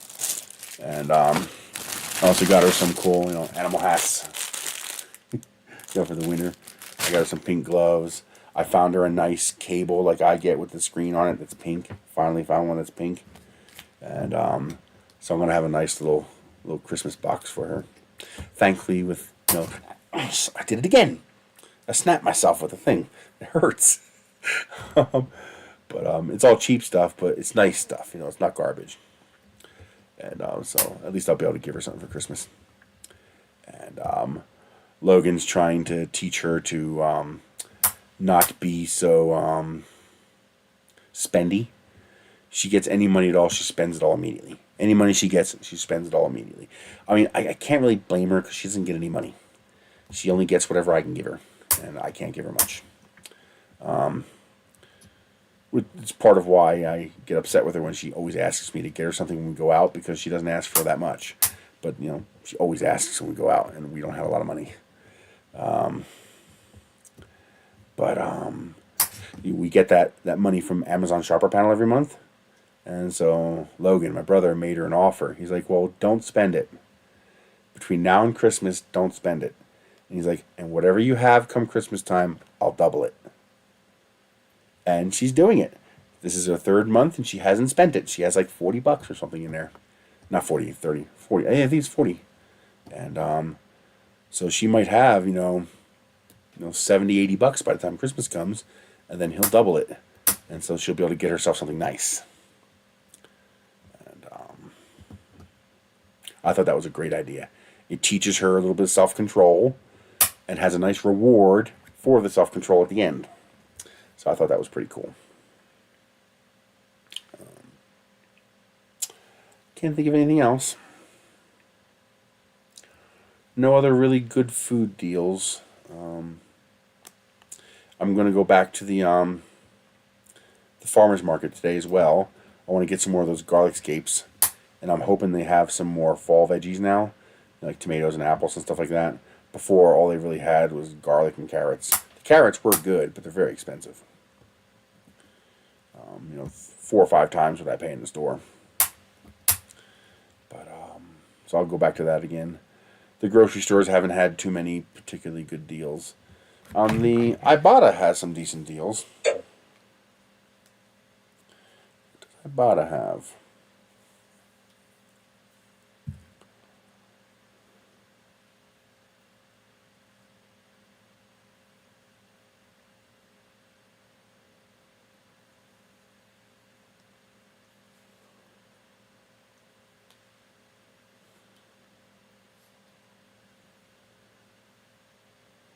Alrighty, any bonuses this week? $3 midweek maker, collect 6 offers, get an extra $3. That's not bad. Okay, what good deals do they have? Mac and cheese, 25 cents. It's not that great. Mac and cheese is pretty expensive. Tostitos chips, any size, any variety, $1 off. That's a good deal. Tostitos salsa, $2 off. That's a good deal. I actually like Tostitos salsa. Cup of noodle stir fry, 50 cents back. They ruined it. You have to buy 2, so you're only getting 25 cents back. Not worth it.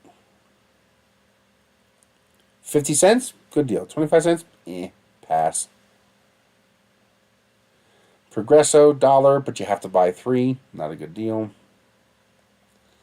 Ore-Ida potato products, but it's only 75 cents. Not worth it. Snapple, 50 cents. Not worth it.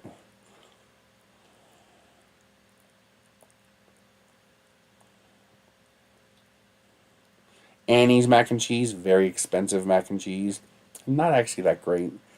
$1 back, but you got to buy 4, so it's only 25 cents off. Not worth it. Cracker Barrel cheese is always $1 off. That coupon's always there. They got the El Monterey breakfast burritos, $2 off. Not horrible, but also not great.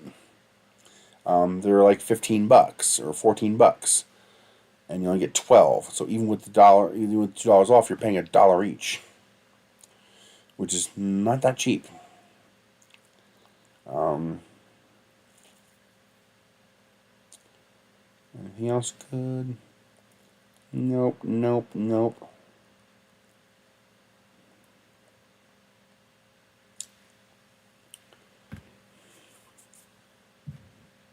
That's actually not too bad. The Kellogg's Insta Bowls. It's a bowl of dry cereal, single serving, but it's got the powdered milk built in. So you just add water and you get the milk and cereal together. It's $1 back, but you have to buy 2. But still, 50 cents off each when they're only about $1.25 each. That's not too bad. It's good for a pinch, no power or you don't want to cook. 40 cents for the Cheetos mac and cheese cups. That's not bad. That's pretty good.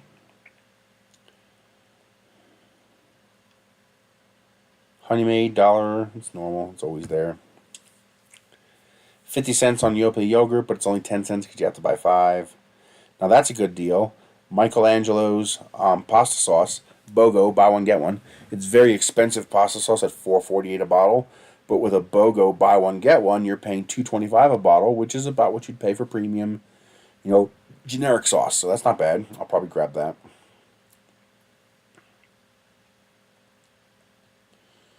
Let's see. They do still have the 20-cent coupon for all 4 versions of Kraft mac and cheese. That's good when you're trying to get like a midweek bonus offer. So it's very cheap. They're $1.07, $1.02 each. You're getting 20 cents off, so you're getting it for 80 cents. It's still more than the generic costs, but they are a little bit better than the generics. And you get, because they have an individual coupon for each one, you buy 1 of each and you get 4 coupons, which means you're 4 of your 6 already for the $3 midweek bonus. So those are good for stacking bonuses. This is a good one, except they changed it. It was Pillsbury refrigerated baked goods, $1 off, any size, any variety, which was fantastic because they have a $1.48 biscuit thing that has 5 biscuits in it, which is perfect for Michelle and I. We don't need the big pack of biscuits, we need the little pack of biscuits. And with $1.48 and $1 off, you're paying 48 cents for 5 biscuits. That's great. This is the same thing, but now they require you to buy 2, and that sucks, because now you're paying, so now you're paying $1 each instead of 48 cents each. Which is still not horrible, but not as good a deal. Let's see, anything else?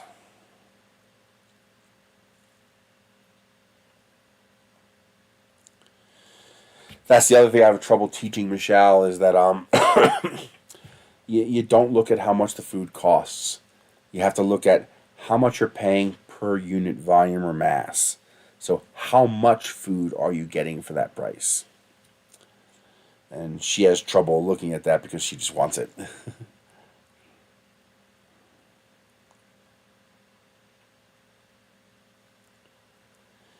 Nothing else stands out.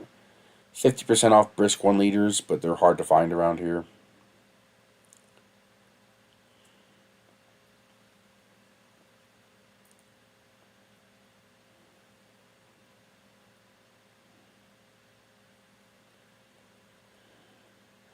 Yeah, that's it. Not too many other, like, oh my god, that's a great deal kind of thing.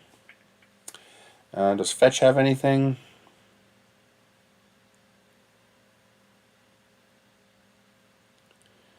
Yoplait, Old El Paso, Progresso, Sir Kensington, Sara Lee, Starburst. All the regular stuff, nothing particularly wow. $2 for Tyson products at Walmart, but you got to spend $30, and Tyson products are very expensive.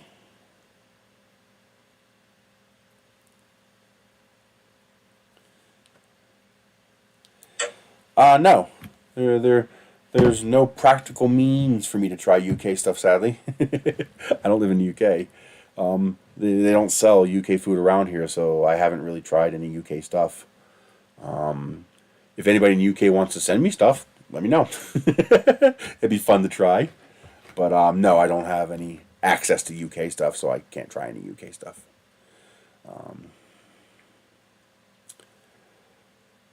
Where did I put that switch? I'm going to get that back in the bag before I lose it. So that's going to go up there because that's for the current project. That's going to go up there.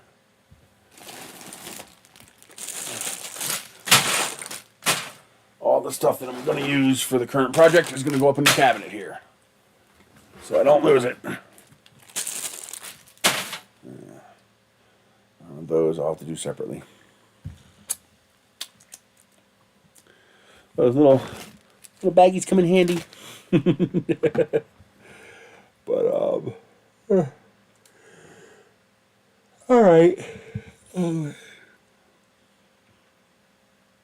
Anything else? I can't think of anything else. So once I have some testing done, I'm gonna later tonight, Chris. I gotta leave as soon as I'm done here. But later tonight,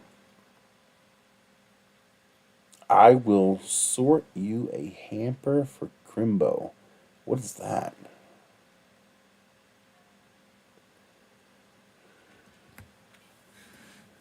Was that a mistype or? But yeah, that'd be fun. Contact me by email. I'll give you my address. I don't have a P.O. box anymore. They doubled the price in the P.O. box. I was like, yeah, no more. $60 a year, worth it. $120 a year, not worth it. But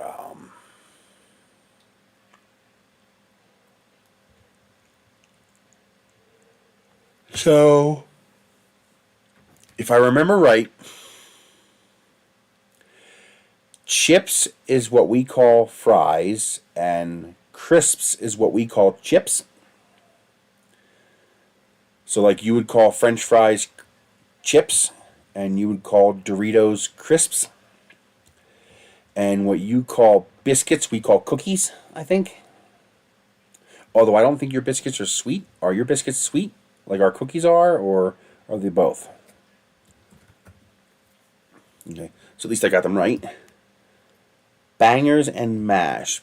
That would be like hot dogs or sausages and mashed potatoes. I think bangers is what you call the little hot dogs or little sausages. I don't know if it's both or just one. I know it's fascinating is that over in Europe, you guys can get hot dogs in jars and cans. Like, that doesn't exist here. Here, hot dogs come in soft plastic packs. You know, like a shrink wrap. Like it's sealed in plastic. Like this. But I've seen YouTube videos, people, you know, pulling hot dogs out of jars. I was like, what? Hot dogs in jars? That's a new one. What was another interesting thing?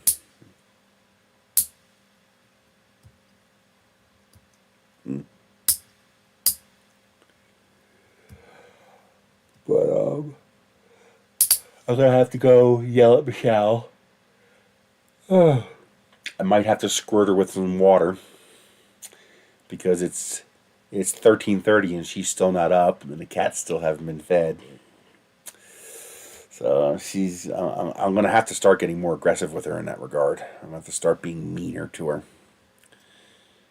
I think she realizes I don't do anything about it, so she doesn't care. So she just stays asleep. And it's not healthy for her. I do not want to watch her die. So I'm going to have to get a little more aggressive. Come in with the water gun and...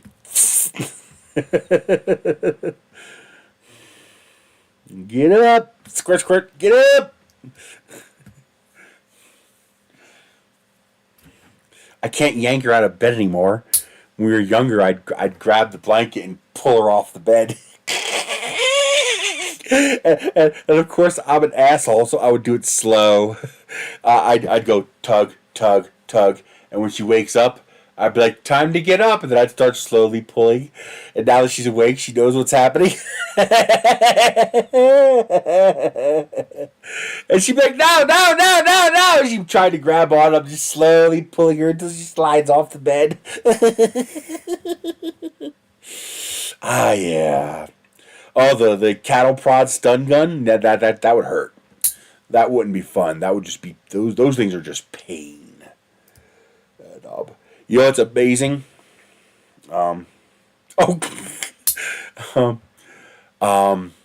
This gives you a scariness about how the only thing we have over animals is intelligence. Because in every other respect, animals would kick our asses. They have a cattle prod, a taser cattle prod. It's not a taser. I call it a taser just so you know what I'm talking about. You know, a shock stick, but it's a long stick like this. Because the regular stun guns wouldn't do anything to a bull. So he hits the bull with the cattle prod, and the bull, you know, no, it wasn't a normal cattle prod. It was more like a taser. It was sustained. I guess maybe it was a taser. He hits the bull, and the bull just goes, oh, and keels over, and the bull falls over on the spot. The moment he turned the thing off, I would not have believed you if I didn't see it happen. That bull was on its feet and crashing into that gate where the guy stood. The bull knew where the shock was coming from. He knew it was that guy who did it. That bull was on his feet and butting his head into that gate like that. I never, ever would have guessed an animal that big could get up off the ground that fast. I mean, it couldn't have been more than half a second. From on the ground, on its side, as he's being shocked, to shock ending, boom, he's on that gate.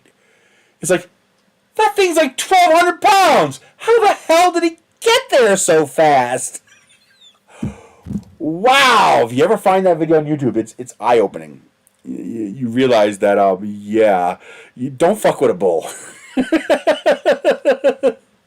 They'll mess you up. If they get a hold of you, you're done. And,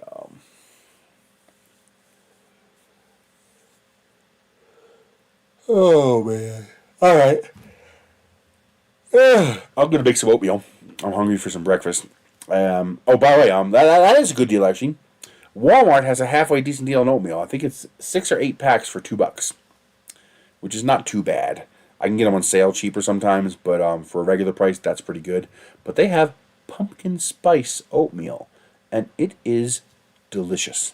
It is very, very good. I was very pleased with it. I also like putting a little pumpkin creamer. That makes it even better. Oh, yeah.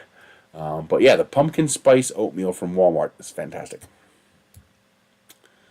All right. And later on, we're going to see how many new bloody wounds we get. We are going to go into battle, and we may or may not survive. So, if I don't stream anything next week, it's possible I'm still recovering from our injuries. But we have to clip the kitty cat's nails tonight, and he does not like it. It's war, and worse. I had Michelle hold him, and he bit.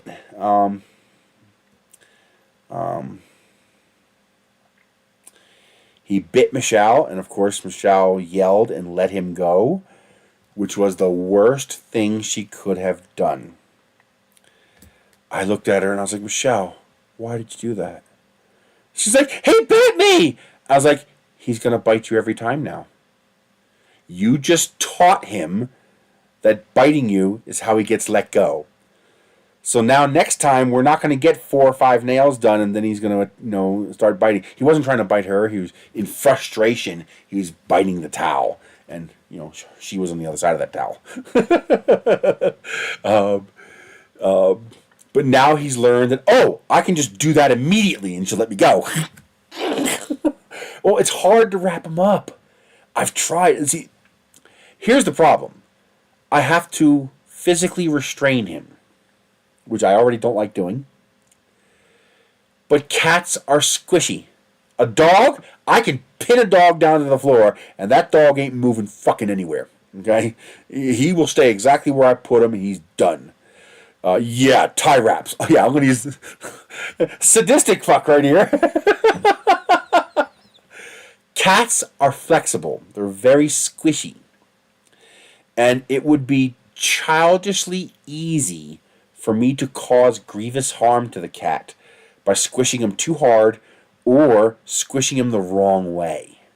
And the problem is, I don't know how hard is too much, and I don't know what ways are the wrong way. And he is so flexible that you need like 4 hands. So, Thunder. Holding him strongly enough to keep him from resisting, and keep in mind, I need both my hands, which I can't use to restrain him. Because one hand, what do I do with it? There it is. One hand has to hold this, and the other hand has to grab his paw and poke the top to push the nail out, which is a delicate process. I can't just squeeze. I have to find the right knuckle and push out so his nail pops out so I don't hurt him, and clip the nail. So both of my hands can't be used to restrain him. It's, wow. Yeah, I know. It's crazy. Bomb disposal suit! You're not too far off there. And then the cat starts going ring, ring, ring, ring, ring, ring inside the hammock and breaks himself in half.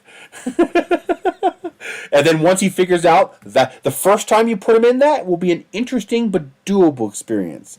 The second time, the cat's going to be, oh, fuck no, I know what happens after I get in there. The cat back in Pennsylvania, what was his name? What the hell was the name of the cat? The, Anthony's cat. It looked like a coon cat, but not quite. He probably had some coon in him. Coon cats are big. But the orange and white cat, the derpy cat. I can't remember his name. But anyway, I took a piece of clear packing tape. Okay? And I went, and the cat just looked at me. And now, of course, I put the tape on my shirt first a couple times to make sure it wasn't super sticky. And I walk up to the cat, and the cat was like, "Oh, what's this? And what are you doing?" And I put the tape on the cat's back. All the cat does is, like, if this was the cat's paws, he goes, and boom!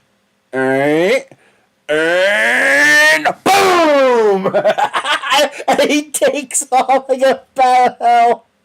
Oh no, declawing declawing a cat is abuse.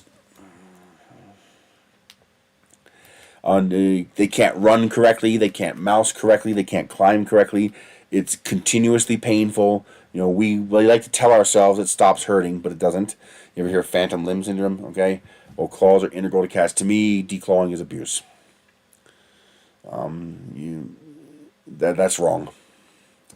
But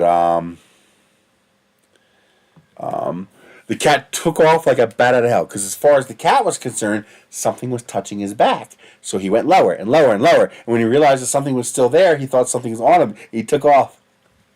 When my dad got home, oh, that's a good idea. Get him drugged up first. Yeah, exactly. It's not fun. With no Novocaine. Yeah, no. But, and now imagine using your fingers without nails. Because now you no longer have that support and your fingers are going to bend in ways they weren't supposed to bend. It's painful. Yeah, oh yeah, whiskers, they need them. It's funny as hell because when my dad got home, I'm like, "Dad, you gotta see this. It's so funny." And the cat's looking at us, and as soon as I peel the tape, I go, the cat's like, "Fuck no!" Boom!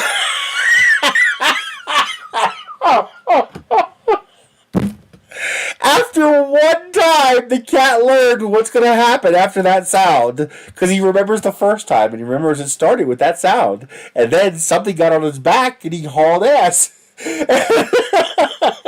As soon as I peeled the tape again, that cat just vanished. Oh my god, it was so good.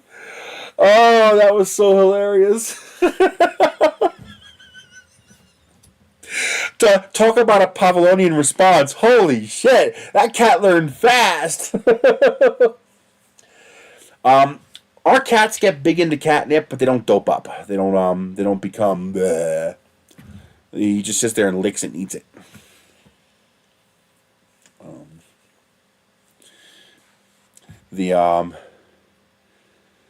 But yeah, maybe it'll mellow him out enough to let me cut his nails. And the problem is I only get one shot at it. Bending over is a little hard for me, so I have one shot at grabbing the cat. If the cat gets away, he won't stay still long enough for me to grab him again, because now he knows what's coming. I have to wait till the next day until he calms down. But he'll avoid me for a couple of hours because he knows I'm trying to cut his nails. I did it the first time. I used a towel and I burrito wrapped him. I wrapped him up like you waddling a baby. I wrapped him up in a towel and I was able to clip his nails. But either I'm not doing it the same way or he's figured it out, because I can't get him to stay in the towel now. It seems like he's figured out how to wriggle his way out. And or I just did it a particular way the first time and I can't remember how I did it. Yeah, I'll have to ask around. Exactly. I don't want it to be a habit for me. I don't want to hurt him. I don't want to cause him any injury. He's not. I'm clipping his nails. It's uncomfortable for him. It doesn't hurt him, but I'm messing with a very tender part of his body, and he doesn't like it. Most cats don't like their paws being touched. Their paws are sense organs for them, so they don't like their paws being touched. Go pet a cat. Okay? Now pet his paws. The first thing he's going to do is pull his paws back. Okay? They don't like their paws being touched. And here I am grabbing his paws and going snip, snip, snip, snip. There's no pain. I'm not hurting him. But it's an unknown thing that he doesn't like because it's messing with his paws. It's like, would you mind if I cut your pubic hair Do you think you might be a little bit uneasy about me going down to your junk and your jewels with a pair of scissors? Somebody you don't know? Well, yeah, I think you'd be a little uncomfortable with that, okay? You know, cats is the opposite. They don't care if you fuck with their junk. They sniff each other's balls all the time. But their paws are like that. They don't want you messing with their paws. Yes and no. Normally, outdoors, they would encounter enough rough material to be able to keep their nails under control. But indoors, they're not moving enough to do that. When cats are outside running, and they're running and walking, just walking on the ground, the asphalt, the concrete, the forest, whatever, the tips of their claws, are making very vague contact. Well, a cat simply doesn't move that much indoors. Even outdoors, cats spend 85% of their life sleeping. Well, now the 15% of their life is limited to carpet and tile floor. So it's not the scratching that controls their nails, it's the walking. And they simply don't do enough walking over coarse terrain to handle their nails. I try. Well, you can't do that. You can't use anything that rapidly takes care of the nails, because anything that rapidly addresses the nails will hurt their pads. So sandpaper would hurt the pads of their feet, and those are hypersensitive. The beans, cat beans, anything that was going to take care of their nails that quick is going to fuck up their pads, and it's going to hurt them. And they'll stop using it. They won't use it because it'll hurt. I know. The cats are weird things. I got to look into it more. There's got to be a proper process and procedure I can use to properly do it, to minimize the amount of time and to minimize the stress to the critter. And I'm just lazy. I gotta probably start with calling the vet and say, hey, how do you cut his nails? What do I do? And or maybe find somebody who's really good at it, where they maybe only charge me $10, because it's really just the front ones that are the problem. I will, absolutely. Sandpaper to CR30. I actually got a cat treadmill. I got a cat wheel, one of those big hamster wheels for cats, but the center thing is broken, so it doesn't sit straight. And and it's heavy. It's like 80 pounds, the wheel alone. So I can't just jerry-rig a fix. It's got to be a proper fix. And but yeah, I have it right here in the bathroom. He doesn't touch it. And some cats do, some cats don't. Yeah, Bob Zoot.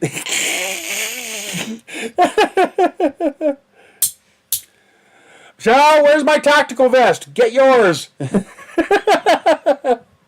Who are we killing? Nobody. We're cutting the cat's nails. Oh shit, let me get 2. Oh man. Not enough dexterity. It's not his claws that are the problem, it's his teeth. And but the big problem is him squirming out. He doesn't hurt me. I know to protect myself from his claws, and he doesn't bite me because he knows I'll bite him back.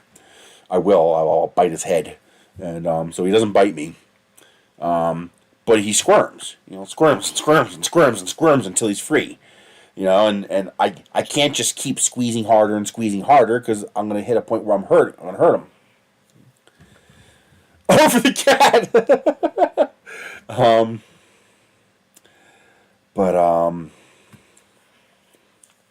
What I'm probably going to have to do is have Michelle hold him, because that did work, and then just cover Michelle up with blankets. Just cover her with towels, like a towel, cardboard towel, so that he has a hard layer that he can't get through, like he can't get a bite, so he can sit there and bite. Because here I am cutting his nails. He doesn't try to bite me. No, he doesn't reach up and try to bite me. No, he goes and bites Michelle's shoulder. Because he knows I'll boop him if he bites me. But he's a smart cat. He ain't dumb. He's smart.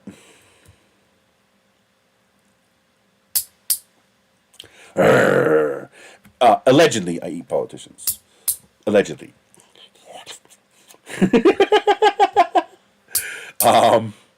Again, that doesn't work. A bridle works on a horse because a horse has a limited range of motion.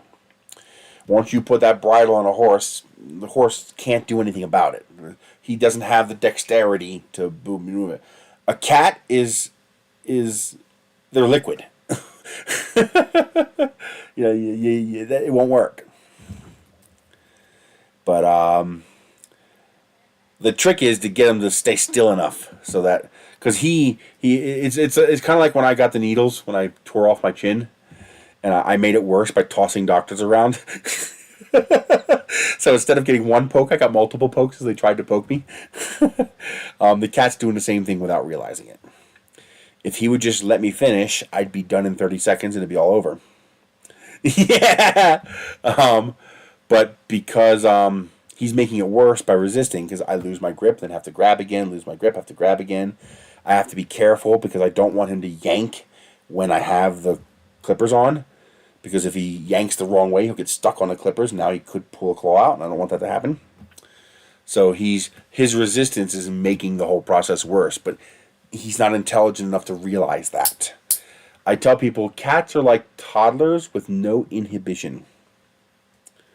You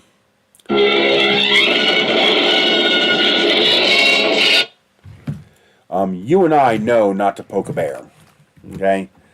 Because we know what's going to happen as a result of poking the bear.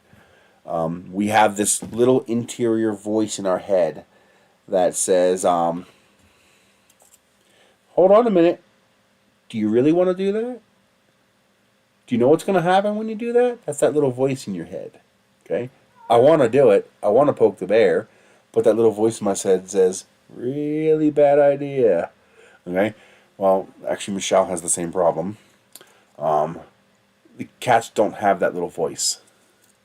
So they don't have that little voice that says, don't, stop, don't. It's not there. It's what I call inhibition. They don't have that built-in inhibition. So they have the intelligence without the inhibition. So it creates some interesting situations. I'm going to try it again with the towel because that did work the first time. And I'm not sure why it stopped working, whether it's because he figured it out or because I'm not doing it the same way. So I'm going to work on that. You still looking for the mouse, kitty? Huh? It got away and hid from you?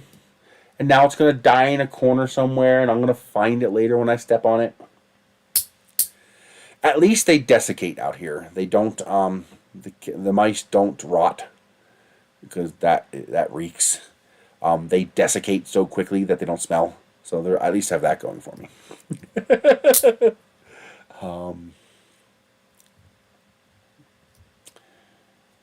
Feeding the ducks in the park. Bad idea.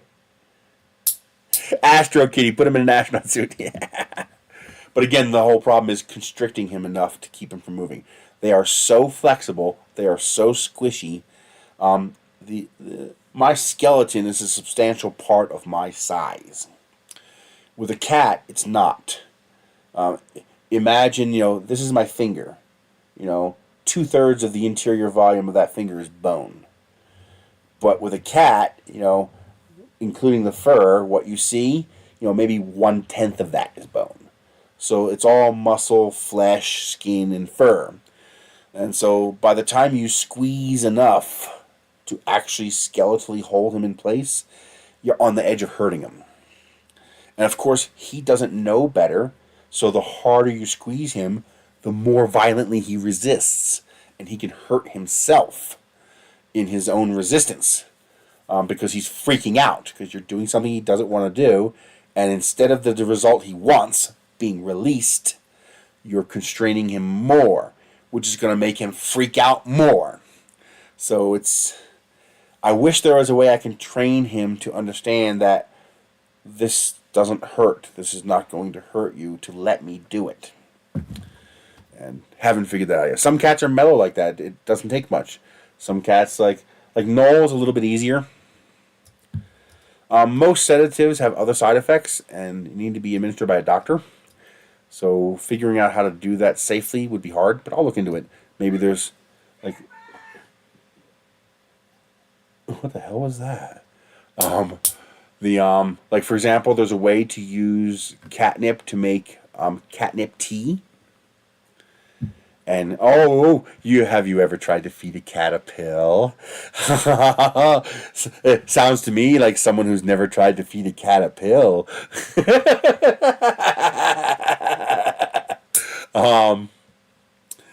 But although easier than a dog, depends on the dog. But yeah, cats are a little easier than dogs, but not by much.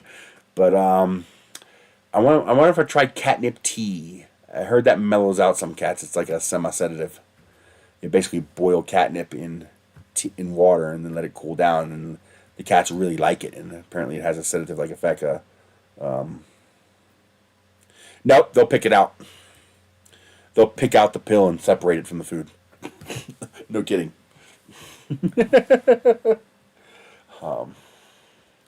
Yeah, they're smart like that.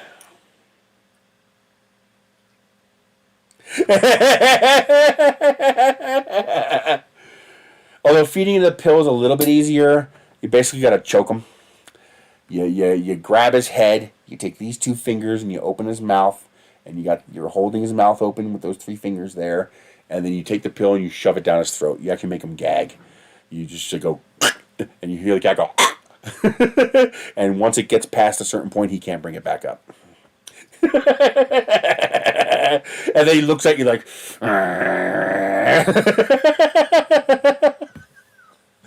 cats are hilarious. I love cats. Alrighty, 2 o'clock. I gotta run up to the Roadrunner. So I will see you guys next week. I'm going to try to get a video out this weekend on making the project box.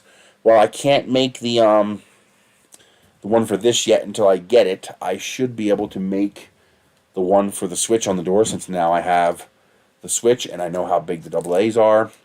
So I will get that video released so I can, for the viewer who asked me to make a video on how to make boxes, screw holes, and aligning the screw holes. So I will make that video. Although I think for my box, I might make it a slide box, a slide lid, so I don't need screws. But I'll do one with screws so I can show him how to do that. And also how to make them offset the right amount each time. Thank you, Neil. And I will get to your email later as well, Chris, about the rocket parts. And go from there. So that's it. I'll see you guys later. You guys have a great day. Oh, I gotta pay myself. If you guys have Google Rewards, they send you little surveys and they give you money. But the problem is there's no way to get that money out. The only way to get that full amount of money out is through the Google Play Store. I don't buy things from the Google Play Store, so it's useless to me there. I need the cash. I need cat food. I need electric bill. So I have $11.43 in there. What I found out is I can use that balance to send a super chat on you. The bad news is you lose 30% because YouTube takes 30% of all super chats. That's why I tell people to send me PayPal and not super chat. But 70% is better than 0. So I think that's a reaction. Let's engage. Wait a minute, do we not have a super chat button anymore? Wait a minute, where's the super chat button? They didn't take away the super chat, did they?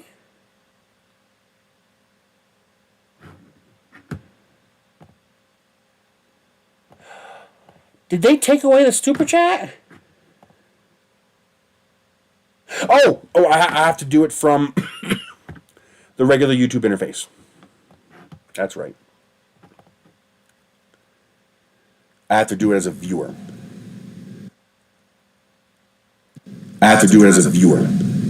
Pause. There it is. So you click on that little dollar thing and it says there's a thing here called send a highlighted message super chat. And you got to pay for that. So I will put in $11.43.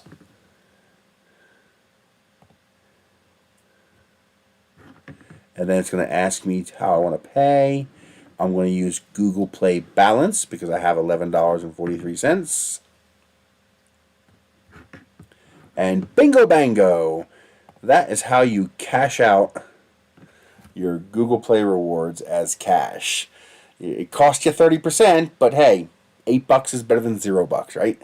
So if you do a lot of the Google rewards, make sure you allow the tracking and the history and stuff like that, because most of the surveys it gives you is based on places you go. So when I go to Walmart, it'll say, hey, did you go to Walmart? What did you do there? Did you buy anything? And then later on, it'll say, receipt survey, and say, hey, can you provide a receipt from Walmart? And it'll give you 12 cents. And so a lot of it, if you turn off all tracking and mapping functions, then you're probably not going to get much. But if you leave that stuff on, then you'll get random surveys that pop up, and they pay you anywhere from a minimum of 10 cents, never less than 10 cents, and as much as I've gotten as much as 76 cents, I think. I think Michelle's gotten one over $1. But it was like 10 questions they asked. It was a big survey, so they paid a lot. But I keep letting it build up, and whenever I get past $10, I send myself a super chat on a live stream, and that is one way of extracting the cash from Google Rewards to your bank account. Now, you don't get it right away. When you get a super chat, you get it when you get your AdSense payment from YouTube. And because I get less than $100 a month from AdSense, it's every other month I get a payment. I usually get about $50-$60 a month. So every 2 months, I'll get like a $120 payment from AdSense. I don't make much from ad revenue. But that's a way of extracting that money as cash. Most of them do give you like coin out. You can extract to a Zelle payment, so that's cash. Fetch allows you. Fetch is only gift cards. You could do cash, but you get less. If you do a prepaid gift card, so it's better to use like Amazon. Receipt Pal, you can. I believe you can extract as cash. Might be Amazon gift card. And a couple of them let you do PayPal, so you'll lose like 4%. And